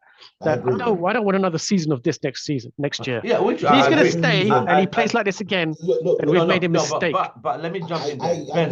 Let me jump in, Ben. Yeah. What you and Vim are saying are correct. You both have the same points. What Vim is saying is his performance was based on a season, which is 38 games, and United have been poor, finishing 8th, having negative goal difference of -1. Finishing 8th out of European contingencies at all completely. That is understandable. This is not United level. This is beneath United standards, which is poor. We get it. But we look at it now. Are we a cup team? Oh, well, we go to the team. It's a one-game, one-off. We put in our best foot and we win the trophy, especially beating the biggest and best team currently. Hopefully, in those 100, having beating Man United, beating Man City. That's fine. This is where I differ. I differ to the point like, okay, he was very inconsistent in the European, the Champions League, and the Premier League. Those performances were abysmal. The mistakes from the defense were atrocious. The schoolbird errors. The game against Crystal Palace, that was a nightmare. Casemiro, I mean, sorry, mate, that was don't even stay in this club again. That performance was terrible. But that's on Casemiro. Casemiro. But the team got hit 4-0. 4-0, making Crystal Palace look like prime Barcelona. Yes, they wear the same colors, but at the same time, he always still emphasized injuries, and we all know the injuries were really crippling this club. Every club has injuries. Yeah, no, but our injuries. Newcastle have been plagued with injuries. So have Tottenham. But not as much injuries, if not more than us. If not more. Our injuries were. Can I come in? Can I come in? Let Ben finish. Then you can come in. Go on, Ben, quickly, because we need to move. We need to move up. So let's quickly go. Yeah, I totally agree with what Vim said. The Premier League performance was terrible, but man, this the same squad that got third last season. Well, not this. Well, the first season. But the guy who got 2 goals last season even gave us 8. But let me finish though. The last season, his first season, we didn't have the injuries we had this season. And in that last season we got what, 74 points. We got third. This season, who are the main differences from last season to this? Wasn't it just the centre backs? It was injuries. The main people that we lost were Varane and Martinez. That tells you that it's simple. If the same squad can get you third with 74 points the season before, that same squad, that similar squad gets you. But that's not completely true, Ben, though. No. What that same squad? Hey, how you doing? So that same squad, right? now gets you 60 points Mm. with not the same players playing. With 14 defeats. Injuries. 14. Wait, but Lord, that's 42 points lost. Tim, you gotta look at it though. The players that played, a lot of the players that played last season that helped us get that position third, did not play this season. Yeah, some of them were off form. Rashford played, he was off form. Let me comment. Casemiro off form. Casemiro off form. Wan-Bissaka off form. Yeah, they didn't play this season. It was Casemiro. They've been playing that position as well. That's the thing. So, Casemiro is not a centre back. Man, we didn't have any healthy centre backs, man. What do you want him to do? Let me just. But you can't expect him to play prime. Let Ken come in. Yeah. What do you want him to do though? There's no. Sofian as a left back. Ben, just hear me out. You're right, Ben. But I feel like you're being one-sided as well. You need to look at both. I'm looking at both sides. Your side and where we're coming from. What Vim said. You need to look at both sides. We had injuries, yes. Does that affect performance? Yes, but Amrabat, there were games where Amrabat was sat on the bench doing nothing. How many games did we see Amrabat chilling on the bench? He changed the fundamental thing. One of the things you're missing as well. And how many games did Amrabat come on and perform like He changed the tactics. The tactics Ten Hag played last season, it's not the tactics we're playing this season. He adopted the tactics we played last season in the final yesterday, and we won. Yes, we had better centre-back, we had better players, which helped. But the way we played yesterday was the way we played when Ten Hag first came. Right. Casemiro and Fred sitting in front of the back foot, protecting the back foot, of prime Casemiro. This season, we had Amrabat, he plays him at left back, then he doesn't play him in midfield, but he leaves him on the bench. He's playing players out of position. So that change, that, Ben, as well. He wanted to play transition football. He said, Man United, I don't want to play that football anymore. So he decided to change the tactics and play transition football. Hence the reason why he bought Mason Mount, because Mason Mount had the capability to go from defense to attack and run up and down. But apart from Mason Mount, there's no one else that can do it. Bruno's not young. He's still youngish, but it's not that young. Toby Mainoo's it's an up-and-coming player. We don't have a ball carrier. So we don't have that, and if Ten Hag is smart, he needs to go back to how he played last season, the first part of last season, how he played yesterday. If he does that next season and slowly introduce, how the expansive football that he wants, they're supposed to change it overnight, we will be fine. I just hope he's learned from it. Right. Okay. He's taking his time. He's taking his sweet time to learn, though, isn't it? I mean, you can't destroy a whole season by doing that. But Vim, with this new Ineos structure now, how hopeful are you there's going to be a difference? The Ineos structure is going to hopefully bring us in better talent and not make these stupid purchases and overpay for rubbish players. Right. That's what I'm hoping is going to be different. Right. But the coaching is down to the manager or the head coach. In other words, Ten Hag. Right. So he needs to adapt and he needs to play to the team's strengths. You've got to realize what you've got in your team, what you're capable of doing, and play according to their strength and play your best 11. Play your players of merit. And he's not been doing that. And that's his downfall, in my opinion. Right. That if I've got 25 players to choose from, I'm going to play my best 11. Right? I'm going to play to what these guys are good at. I'm going to go and be creative. Like Carlo Ancelotti says, go and do your thing on the pitch. I can't control you and change your muscle memory and tell you how to play football and whether you should go left, whether you should go right, and confuse you. I'm going to say, use your talents, do what you're good at. Some people have this natural skill and they're comfortable expressing that natural skill. Let them go and do what they're good at. Stop trying to control their minds and tell them you should go left or you should go here. You should cut the ball back and keep possession. It confuses the player and they don't know what to do. You can't do that. You've got to let them express their talents. And he's not been doing that until yesterday. Okay. So, as we know, United considered Kieran McKenna, somebody who just got promoted from the Championship League from Ipswich Town. That I finally find, I think that's a fucking We were having joke. so much fun. I think that's an absolute joke. It would be so foolish to do, wouldn't it? To get him. But the fans are asking for it. Man, they're stupid. The fans are stupid. We're stupid. This so-called Pochettino, he got by the Spurs, he got by the PSG, got by the Chelsea. He can't be that great. Let's He's be not. honest. He's not He's won not. anything. I mean, he won a. Did he win a French Cup Won final? the French league, But Did he everyone, win the league title at even France? Vim can win that if he manages. If we keep What was asking that? for Ten Hag out, He said that's even what you we're can win gonna get. the PSG as a PSG manager. You can win the French league. I probably could. I'm very curious. How many people here are Eric Ten Hag out and Eric Ten Hag in? I'm still with him in. I've always said he's in. I want him. I want to see how good. I want with this new structure. I want to see how he can work in this new structure. With this new structure, I think that he needs to be given a chance in this new structure. If he fails in this new structure, then Ineos have the right to say, "We provided you with everything. Why are you still?" Then it could be on your bike. Have a good night. Let's just deep dive into that, right? The structure. Think about it. What's going to change? What's going to really change? Compared to the structure he's currently working in his what's going to change? What's going to change? They will. So the likes of Jason Wilcox and the guy that's coming in from Newcastle. What's his name?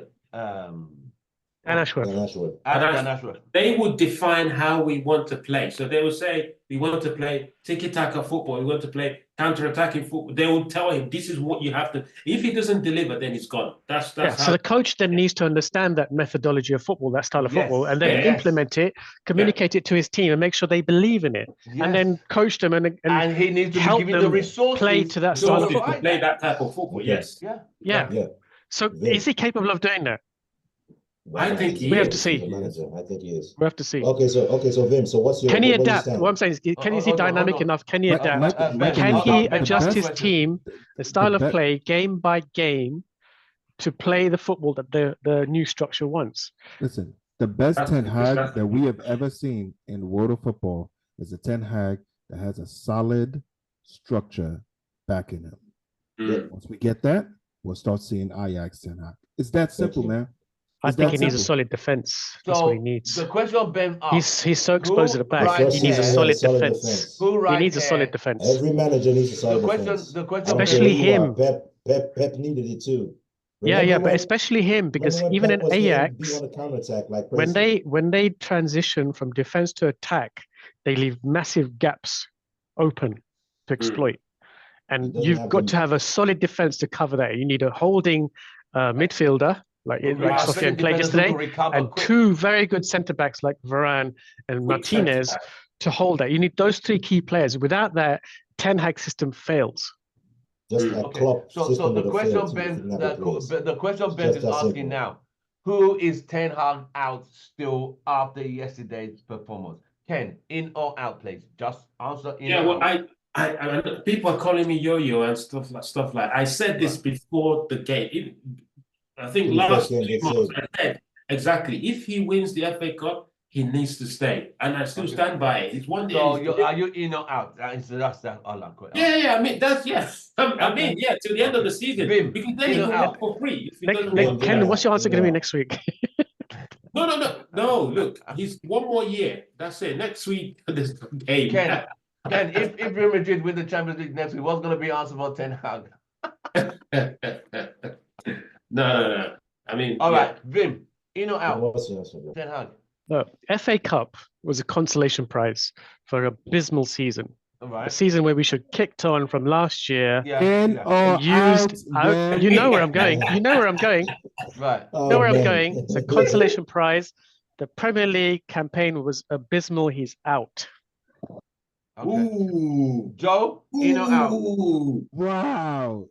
I'm gonna do what Vim did not do, and I'm gonna say Eric Ten Hag in all day, every day. Let's go. Run that back. Back. Let's go. Legation time. I guess you don't even ask me. Mr. Controversial, what's up? No, you don't need to ask me, man. You know where I stand. We're not sure where you stand, Bems. Bems, we're not sure where you stand. Those who did not catch it, what is your in or out? Bems, we're still unsure. Bro, what is it? I mean, you guys know, man. You guys know, man. That's my guy. You see him here?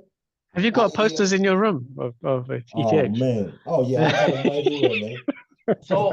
So we've come to the conclusion that yesterday the team provided a performance that made the season It's yes, Vim said it's a consolation prize. Yes, it's still the oldest and most traditional cup competition in the whole world. To beat Manchester City, it added more ingredients to that performance, without a doubt. You got to understand, we beat Liverpool and ended Klopp's quadruple dreams. He ended up with one trophy, the Carabao Cup in the end.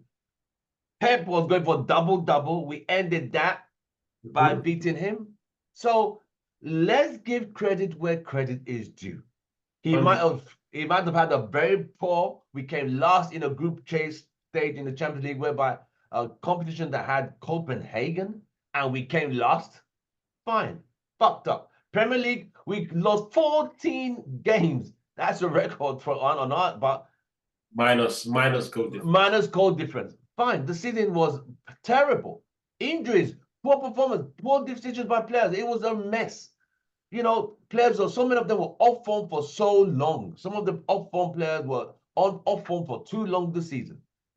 Then we had one game to at least salvage some pride. We went there as the underdog against a team who has destroyed literally every other team around. And we went there and humiliated them. But if Ronaldo did not make that mistake, it was a clean sheet, 2-0. Who would have believed United could beat City 2-0 in the FA Cup final? Nobody. Not one person. Like boxing, I don't know if you guys watch boxing. Yeah, Anthony Joshua fought that guy from America. What was that night? That Mexican dude. Right. I forgot his name. Was it Diaz or something? Do you remember? Do you ever see that? Yeah, the guy beat Anthony Joshua the first match, right? you match those two up and you think it's a easy win for Anthony Joshua, and he probably didn't. He underestimated him because he thinks, well, look at this guy. He's unfit. He's half my size. Anthony Joshua, you know, built like a tank. He didn't prepare for that game, and that's what City they underestimated us because they've absolutely dominated us always. Yeah. Don't forget they beat us. They thought 3-0 at Old Trafford. They beat us 3-0. Yeah, they can. Sometimes they play in first, second gear, and they can still beat us easily. Yeah. So they probably thought this is going to be an easy win. We just turn up, play our football that we're being drilled to do. You know, it's for them. It's their muscle memory now. They just know what to do. Pep doesn't even have to tell them. He just needs to give them a little bit of motivation. Go and do your thing. And they underestimated us. So you know, we got lucky. We got lucky with this FA Cup that they did underestimate us, and they probably had a little bit too many drinks. You're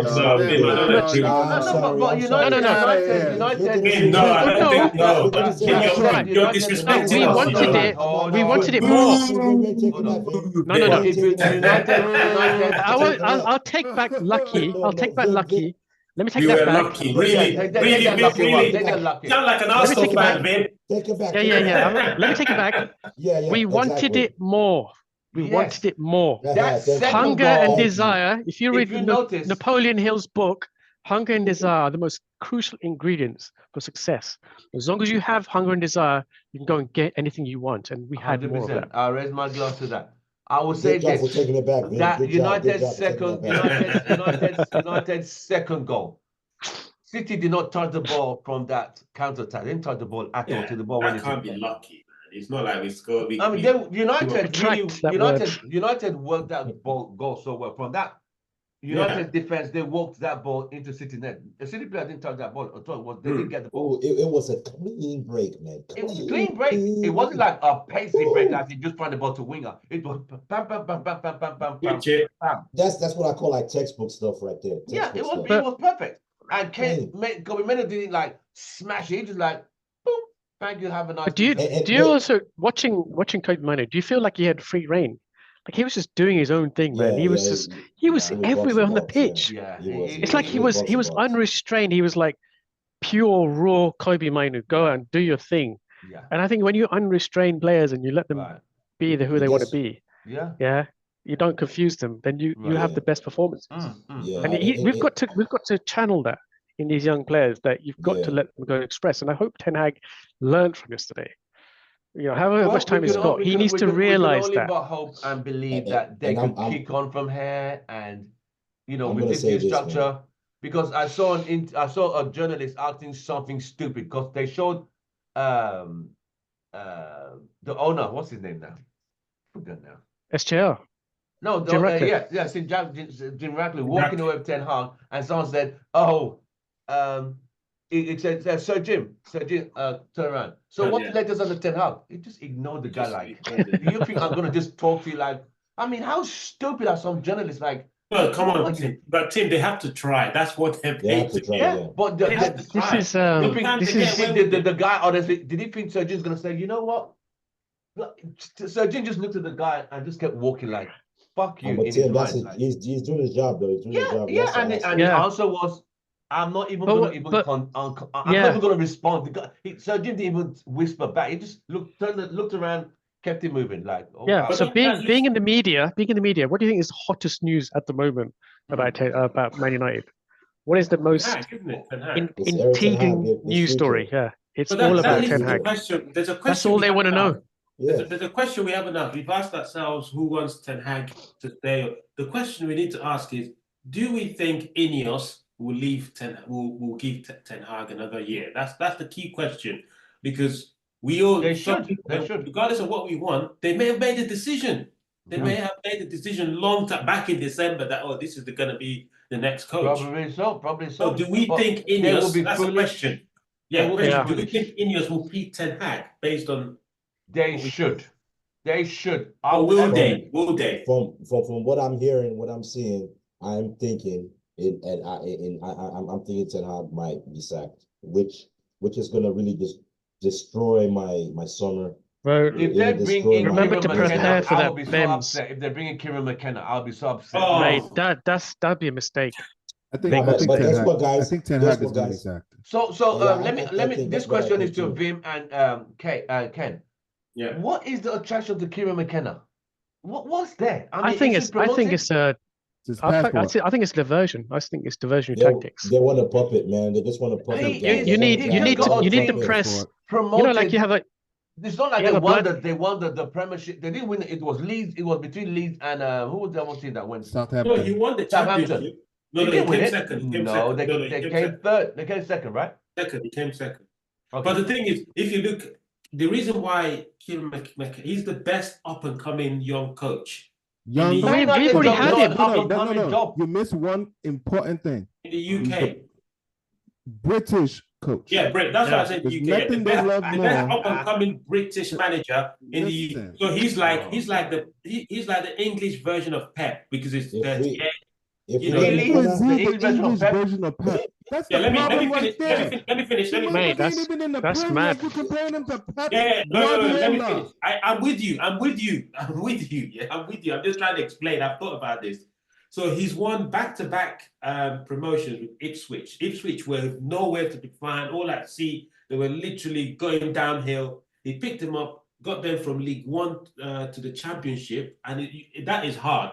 To then Let's see do- how he does in the Premiership. Yeah, that's You know- another. So he's you know done that. Wrexham He's is got doing the same thing, Premier right? League. He's got does he play good football? Yes, he does. When you look at Ipswich, they play good football. Yes. Does he play attacking football, exciting football? He does. Big question: can he do it in the Premier League? That's No, so let me come in here, right? We had him as an assistant coach Under with Oli. Ole. Yeah. And that was a Where failed was system. that fantastic football when Oli was He- struggling? Yeah, he was an Where was it? assistant, wasn't he? Yeah, Only- where was he? If he's such a great coach and he's doing such wonderful things at Ipswich, why didn't he do it at Man United when he had the chance Thank as an you. assistant? No, Thank but he you. can't override. Flaggy's assistants didn't let him Steve down. McLaren now, it's like I'm sure there are things Steve I don't McLaren think- would like to do, but Ten Hag would want him to do. Yeah, it. but as an assistant coach, what is their role? They're to assist the They head can give coach. advice. It's like, so you Yeah, they imagine give you're an advice, assistant but the manager. manager Yeah, but so where was it? Manager, but the manager, it's not your decision. The manager has a Right. right to decline the advice and do what he wants. Okay. All right. Look, So imagine yes. Kenny, you're head coach at the Yeah. club, and I'm your Mhm. assistant head coach. Yeah. You're struggling and you're not getting results. Are you expecting me to help you turn it around? Yeah, Turn around the yeah, season. but- That's my job, right? To help you as an assistant. but it's up to the Kieran manager McKenna, to- did he to help agree on it. Oli when he was under fire and losing all those What you games? need But to again, realize, it's up to football Oli to managers are accept it very or not. stubborn. Sorry, Ben. Football Yeah. managers are very arrogant and very stubborn. I don't think Someone Oli like is. Pep, someone like Yeah, he's Pep, he's stubborn. got this He way of no one else, no pastor, no. He's always talking to that Kevin Kinga lookalike. Yeah, he talks to us. He will ask, okay, what do you think? And then he will go, okay, nah. Yeah, he'll still go and do what he wants. That's just how football managers. I'm not saying Kieran McKenna will come in and change the Excuse world. me.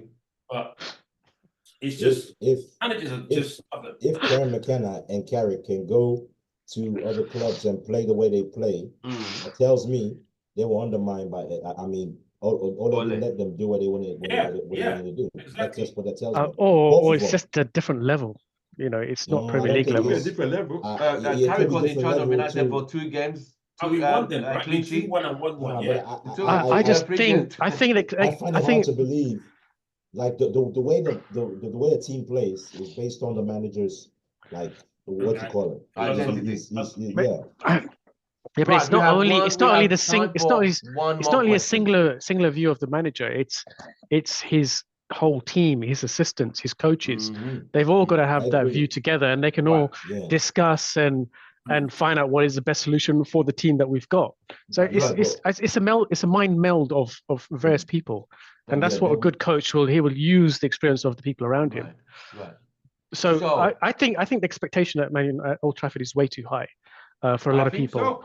The pressure's too high. You've got to come into this stadium in this club, and you've got to be your best every single week. 100%. And I think the pressure's too much for a lot of people, including players. I don't think But Kieran McKenna's you're cut out for singing it. Ten Hag out. You want Ten Hag out. You get Ten Hag out. I get don't Kieran even think McKenna. Pochettino can That's what handle Because of that, it, though. because of his Premier League performance, yes. Yeah, I you don't get think. Kieran I McKenna. don't think Ben. You I get don't think. Kieran McKenna, McKenna would be a and- big mistake. I don't but think that's Poch what- can handle. I don't think but Poch can handle But Man if you keep wanting Ten Hag out, you're gonna get Kieran McKenna. Who will be a mistake. No, I then don't. No, like, who if would you if bring in? Ineos, probably So- Tuchel. Probably Tuchel. Tuchel. Tuchel would be the worst decision ever. I think he's more. I'm willing to. I think he's a little bit more dynamic. He changes his teams That's up. the only a lot if we were quicker. to get Ten Hag He- sacked, So okay, all right. I think he's got better man management skills as well. from what I'm hearing. Let's just do this Tuchel won't quickly. last more than 2 Ken. years, guaranteed. Tuchel or Well, Poch? maybe we just give him 2 years, and that's fine. Hold on, Bill. Tuchel or Yeah, Poch? We never Yeah. see out a project. I'm sorry, let me. Yeah, Tuchel. What is the project? Our project is to Tuchel- win. Hold I on, think guys, our project guys. runs for 1 season. Win as many titles as you can. So We one don't season want that. project. But All right, you're guys. saying But that let's you move on. should Let's for move on. Premier Yeah, let's League. move on. Time is not on our side. Ken, Tuchel or Poch? Who will be the better option, if at all, if there's an option there? If it comes to it, definitely Yeah. Tuchel, because Poch is a failure, man. He's chosen. Yeah, Okay. Yeah. Vim. Okay. Tuchel or Poch? Vim. Tuchel, because Poch is obviously we've seen him struggle at That's two why I big don't clubs. know why they like Poch. He always gets fired. Yeah. Joe, Tuchel or Poch? Yeah, I don't think either of them are better than. No, I mean, if you have to, If If you had to. yeah. Who will Be you go honest? for? Hmm. I'll go Huh? Poch. I'll go You Poch. go with Poch? We've got Poch. Go Poch. Yep. The fuck? Oh. A guy who's always getting fired. You know he got fired at Spurs. Tim, Tuchel Okay. gets fired too, man. What you Okay. saying? Tuchel got sacked at I- the Bundesliga. Yeah, Which Tuchel Liga? got With fired. Bayern He got Munich. sacked by Chelsea. What did you say? Poch has What do been, you Poch has mean? been fired in the Tuchel Premier got League. sacked So by- what if Poch sacked by has got Chelsea and Poch, Bayern at least Munich. Tuchel could say, I got the Champions League. Poch has got no trophies. I Poch literally did. anyway. I But mean, Ben, Poch won he won a trophy at PSG. Come on, you Yeah. can win even that Vimmer trophy, win, Ben. even Vimmer I'll win win that it trophy. Ben, PSG you can win it. with Kenny as my assistant. So Ben, None of them. Tuchel or Poch? None of them. They're not good. They're not No, good no. enough. I- No, If you had to listen, choose, If you if had you to had to choose, choose, if you go, come If on, I had man. to choose, I'm sorry, both of them will not succeed. So if there's Okay, one or if the you- other, Hey. like I said. both Let's of them say will not let's succeed. Benz. I've seen Okay, them both. Benz. the, Ben, the, let me the help you job is out. open. Let's Yeah. say Tuchel, let's say Tuchel, Ten Hag Tuchel. resigned. Let's say Alright. Ten Hag resigned tomorrow, Tuchel. right? If Ten Hag, okay, Tuchel. By mutual consent. Stop mutual consent. Yeah, that mutual consent is bullshit. To be honest, that's exactly how it's gonna happen. By the way, It's gonna gonna be happen. mutual Yeah. consent. Right. Anyone got? We have. I room wanna for one ask last I got Joe. one more thing to say. I got one more thing I to wanna say ask about Joe. Kobe Manu. Joe, why Poch? Just curious. I think I like what I saw with his team when they were cooking more than What I liked team was I that saw one? from- Tottenham. Oh, when Tottenham was cooking, I liked it more. Right with PSG, I can see what happened to PSG. The higher ups didn't let him. He didn't have the team. He didn't have the control, and he probably had issues with some of the bigger egos at PSG. That was back when Neymar was still there, Messi. Mbappe. That's a team that's a team filled with players that manage that team. It's not the coach. You're not gonna get Pochettino's not gonna get that kind of respect from that team. So I feel like he would have the same thing. He would have the same situation, right, at Manchester United. But I think the only thing that's really keeping us from glow is our organization. Like that organization needs to be sorted out as far as like our response to player misbehavior. Like players just acting a certain way, being unprofessional. Like a team, I think that's one thing you gotta look at the teams that are successful right now in the Prem. Every single one of those teams, every single one of those players know they can't fuck with the manager. True. And how do you know you can't fuck with the manager? It's when your boss, the manager's boss, got his back. That's it. It's simple. It's simple. It doesn't matter where you are, what sport, what industry. If your manager has the backing of the executives, there is nothing. You got to find another job, bro. You got to move. You got to move around. Right. You know, that's it. That's it. That makes sense. Back the manager, and we'll square away a lot of these players. Right. So, Ben, what was something you wanted to talk about quickly? Because we are really running out. We're about to run out. Just a couple things. Quickly. Things. Well, I guess first thing is you guys are talking about 2 ex-Chelsea managers and 2 ex-PSG managers, and you expect either one of them to be successful at United when they both. No, I don't think any of them are going to be successful. Man United is a beast. Manchester United, even that Brighton manager, whatever De Zerbi, he wants to see that United. Yeah, no, but none of them will. Manchester United is a beast. Yeah, and That and we are team, and this club will bury managers.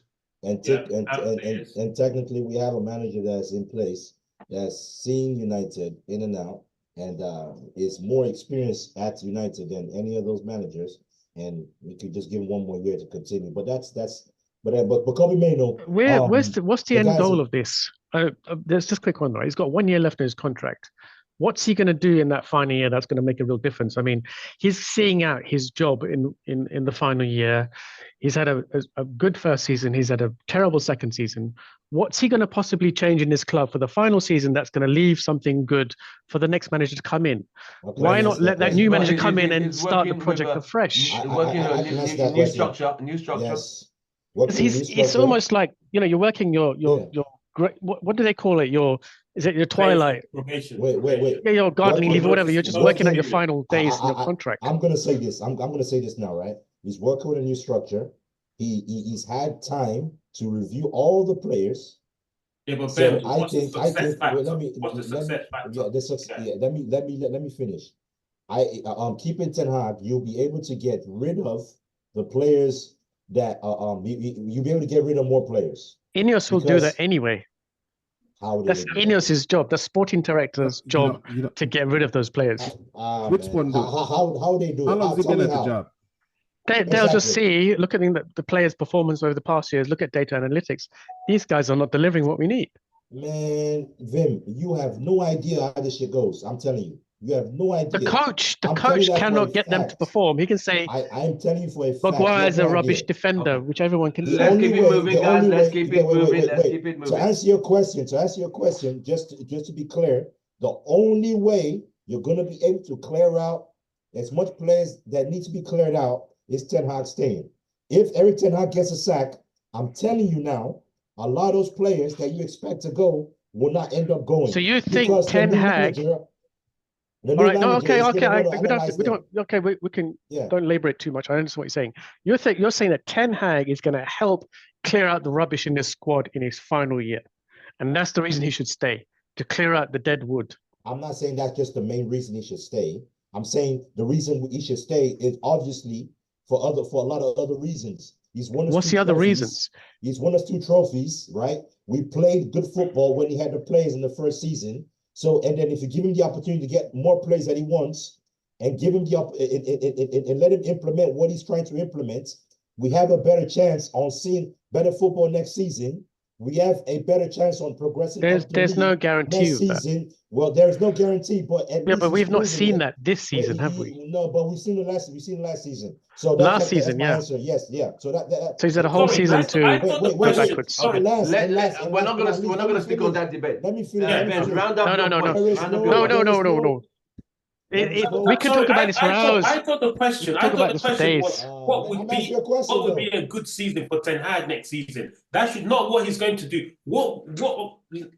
At this stage next season, what does Ten Hag wait. What does Ten Hag need to do for us to say yes, he's had a good season, let's renew his contract? What does he need to do for us to renew his contract? What he needs to do is play good football. Mm-hmm. The system of play has got to be there. Good football. That system of play has to be there. Top 4. Has he done that this season? No, We're talking about next season, bro. No, but has he done that this season? He's had the chance to. No, Yeah, but has he done that this season? You've got to prove yourself. I've got I know. I deserve to stay for another season. You give me a new structure, give all the parts in place, as they say, operational structure in place. If he's still failing, then that's fine. But if he provides top 4, Tim, are we saying top 4 and a trophy or top 4 No. without a trophy? Top 4 and a trophy would be a successful season. Top 4 I think we should be aiming for at least not losing top 2 or 3. double figures. Not losing double Quick figures question for games. Tim. For me, Quick it's question for top Tim. 4 and the style of play. That's for me. He's won trophies already. I know he can do that. Top 4 and style of play for me. Go on, Joe. Quick question for top Tim. 4 is not good enough. You said top 4 and a trophy, right? Top 4 would get one to believe that we've played well enough in the league to get top 4, right? Yes. But we're also in the Europa League. If we play like shit next season, but we can still get top 4 and a trophy if we win the Europa League. Yeah. Would you still give them? I'll be happy with that. If we win the Europa League and make top 4, I'll be happy with that. Yeah, I'll be happy with that. 100%. I'm happy with that. 100%. Yeah. Monsieur Vim? No, think about this, right? So let's look at the other teams. Go. All right. You want a quick answer? Winning the Europa League, which guarantees us top, would guarantee us European football, and we get another. So you're saying top 4 and Europa League? This would be. I think top 4 is not enough. No, and the reason why I say that. So second position is top 4. That's not enough. No. Just hear me out. That's not enough. Look, hear me out. Liverpool are having a change of manager. This guy on slot or wherever he is. Liverpool fans don't have a lot of belief in that guy. So that there's a team there that we can exploit. We can exploit their transition, their change of manager. Right. Spurs are Spurs. They don't have a huge amount of money to spend on cash, so they've got to work with their best 11. So there's a team that we can rise above. Aston Villa, they got lucky this season. Man City will always be there at the top. Chelsea are, again. Don't forget Arsenal. They're having topsy-turvy season. They're going to have a new manager next year. We don't know where they're going to be. So there's teams there that we can get ahead of. I think we need to be aiming for top 2. We need to be challenging, be behind Man City and challenging them. We've beaten them in the FA Cup final. So we have to exploit these changes in other clubs. Arsenal as well. So top 3. Top 2. Forget top 2. Top 2. Well, why can't we challenge Arsenal as well? You will not challenge Arsenal. I'm sorry. We should be aiming for that. Arsenal have no system. You've got to aim for it. No chance. At least aim for it. No chance. You will not challenge Arsenal, bro. Listen, Napoleon Hill, read his book. He says, there's no way. Don't set limitations. Let me come. I agree with Tim. Let me begin. We're rounding up now. We're rounding up. We passed our question time. Napoleon who? Napoleon Hill. We can't just say, us Man City and Arsenal are top 2, they're gone. No, we still have to aim to fight them. Even if we don't make it in the end, we still need to fight them and see what we can. If we beat them, you've got to have belief, my man. Belief. We've got the financial backing. That by default we're going to overtake them. No, but we need to at least challenge them and try. Without a doubt. We have a right to battle them. If Arsenal get a central striker, that completes that gets the complete puzzle, there will be a harder team to beat, and might even beat City to win the title next season. Because Arsenal you can see the progression is going better. They didn't they didn't mentally bottle it as they bottled it last season. they were But they still better. got to it. Yeah, but at the same time, no, that game, They didn't go through the season, I that guess. game at Emirates, they lost 2-0 at home to Villa. That was the title decider. That's for them. why. They messed that game up. That's the difference between them and City. This is why I think we still. I'm not saying that we're gonna battle them and try to we're gonna go ahead of them. I'm saying with Arteta being there, I'm still suspect about Arteta. I think he blows it in the last few seconds of stages of the season. He has the tendency of choking, you know. So even if they get a striker, but being a neutral now, do you think they mentally were tougher this season than last season? of Yeah, course they they've are. improved. There you go. So what does that show? Progression. It shows progression. Mental progression, yeah. Yeah, it shows progression, but it doesn't mean that. Look at Liverpool. Liverpool finished battled City and finished top two. I think it was 1 point, 2 points, and then they fell to 6th. Do you see what I'm saying? So it's not by default that you're gonna be close, and win it. No. It doesn't always It's happen. consistency. They could bring in a top striker, and that would disrupt things. Pep It can happen, yeah. Arteta may go, okay, let's start crossing the ball to the striker, and defenders will read it, and it doesn't work. You just never know. Yeah, so I don't know. Do you guys believe in cycles? That things happen in cycles? Yeah. So Oh, Liverpool sorry. had a couple of cycles where they were toe to toe with City, and then Klopp burns out, his teams burn out, and then they fade away. Arsenal are having that cycle now. 2 seasons, they're toe to toe with City. They might fall off next season. They might not. I think there's now a time for another team to get into that cycle. That could be us to challenge Man City. We've got to believe that. You've got to believe that. We've got the financial might and the backing. But if you have a coach that can't deliver, and you have a mental bar, then you're never going to achieve it. So wait a minute. Would this still be your standard if we sack Ten Hag and another coach? Would you? I don't think Ten Hag can take us to the promised land. No. Like your standard for next season, right? Yeah. You're Ten Hag out. So yeah, you're expecting whoever comes in to be able to achieve that. No, I'm expecting a clear out of 7 to 10 players, substandard players, and bringing in some really good talent with a system that works, with a dynamic coach, with the top people running the show in terms of the board and the operations, and us challenging, where we should be, which is top 1, 2, or 3. No. But yes, so for next year, regardless of who comes in, are you saying that that's the standard? Yes, we should be aiming for that at least. How can you expect this team to be challenged? But that's your limitation. That's your thinking. I don't think like that. It's not about thinking, man. It is. No, you're not. No, you're not. Okay. You're not a realist. All right. Okay. Let's round up now. Thank you very much, gentlemen. It's been an absolute pleasure. Tim, you see what I'm talking about? That's where we differ. What? Okay. Oh man. What, Joe? What are you talking about? You have a 30-second last word on yesterday's and summarize the season with the FA Cup, however you want to do it. I'm going to start with Ken. Let's go. Yeah, it's been a woeful season, absolutely shocking season for us. A team like Man United should not be in this position. However, we have ended on a high. So it's been a good ending. We've won a major trophy. Let's make that. Let's talk about that major trophy. So let's we end on a high and we move on. Yeah. So let's see what happens next season. Ten Hag would have learned from this season. If he does stay, he would have learned a lot. We're in a stronger position with him now than bringing someone else in that doesn't know what the club is about. That's how I see it. So let's look forward. Let's think ahead. Let's aim high, and let's battle Arsenal and City. We don't have the players yet, but let's have the mindset to battle them. Why not? Yes, we don't have the players. We can still do it. Let's just have the mindset that we can do it. Yeah. Thank you, Mr. Fortress. A pleasure. Joe.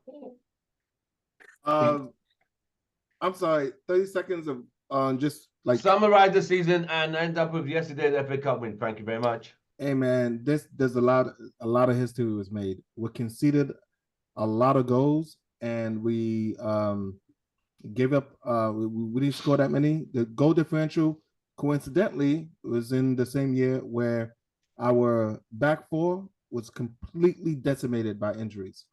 Okay. And on top of it, our veteran players did not show up this season. I don't think Bruno performed very very well throughout the entire season. Rashford still dead. Anthony dead. You know, Casemiro was weaker this season. So I'm just saying, if we're just healthy, I'm looking forward to next season. If we are just healthy with our youth coming up, I'm looking forward to next season. Back the manager, bringing in a new manager would just cause more chaos. The manager or even the administration does not have enough time to assess the dead wood that needs to go out. Because a lot of this dead wood, they're going to go to their countries to play for the Copa America, and they're going to play for Euros. And they might look better in the Euros. They'll come back, and these guys are going to want to stay. So all I'm saying is keep the guy in at least to set up the next guy. If we're talking about let's just talk about the long game here, right? If we're not in the position to win the league, we have to prepare ourselves to be able to do so in the following season. So thank you very much. I'll take some silverware. I'll take some maybe start formulating a style of play, and I'll take a lot of dead wood out of the club. Joe, thank you very much. Bim. Summarize the season. I don't know where about to get a pen and paper, but you got 30 seconds. Let's go. Yeah, I don't think we should settle for being a second-rate team. And I think that's the mindset of a lot of people, and we shouldn't accept that. We've got the financial might, we've got the stature, we're a big club, we've got the biggest fan base in the world. Yes, we've got a falling down stadium, we've got a leaky stadium, we've got bad ownership, but that's all going to change. And so because these changes that I'm seeing so far are positive, we've got to embrace it. And we've got to start next season with a different mindset that we can do better and we expect better. And people who don't have that mindset, players, coaches, staff, whatever they are, they need to go. Because we don't want that mindset in the club. We don't want them anywhere near the club. Because once you have a negative mindset, it breeds. It's like a disease. You've got to eliminate it. You've got to cut it off. It's like a cancer. Get it out. Start fresh. New people in with a fresh approach, with a winning mentality, and nothing else but a winning mentality. That's where we need to be next season. Thank you. Mr. Controversial one, last word. Season, summarize. Well, season, I'm gonna give this season to a young player, Kobe Mano.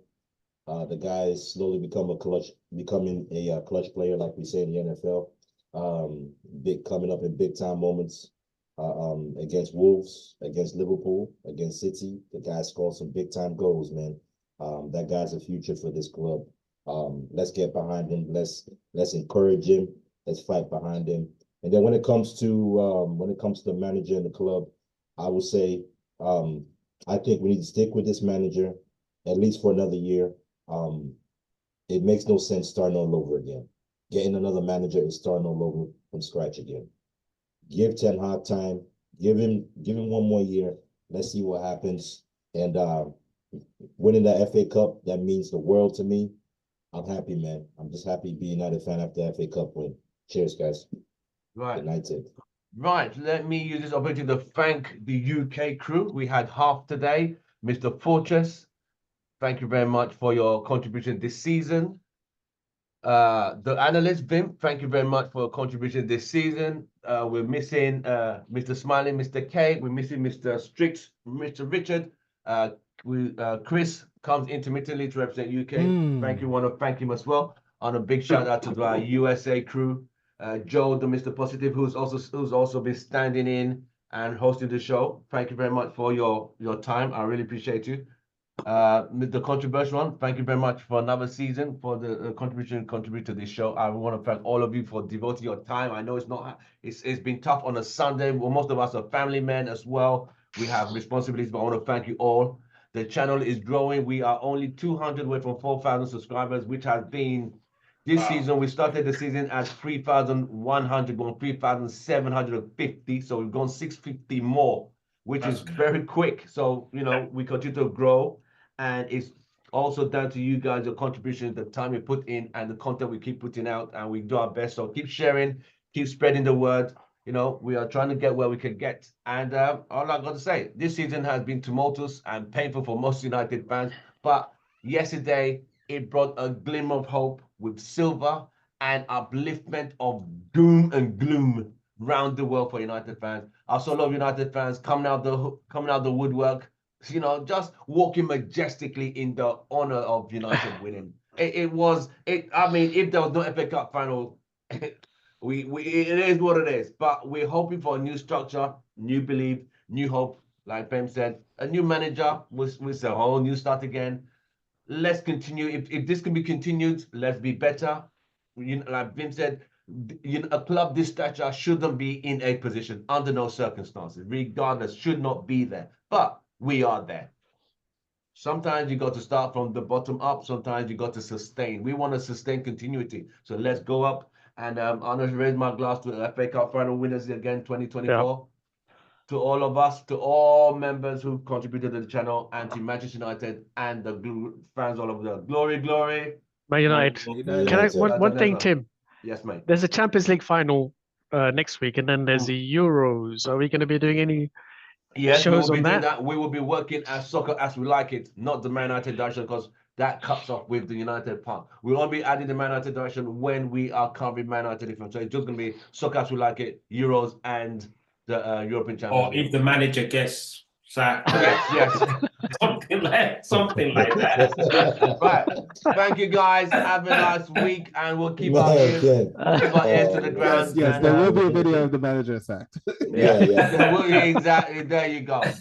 So, you gotta at least allow me to express my opinion about that. So. Thank you, guys. No, you're gonna go to hiding, man. We're gonna see you. Oh, Ben will be discussing that. How did it happen? How did they fire your boy? But it is what it is. But guys, thank you so much for all your time you put into the channel. I thank you. I want to thank your other halves, your children who have been patient. Give me the time. So yes, thank you all. Take care, sir. Thanks, guys. Take care, guys. Have a nice one. All right. Take care. Bye. Bye.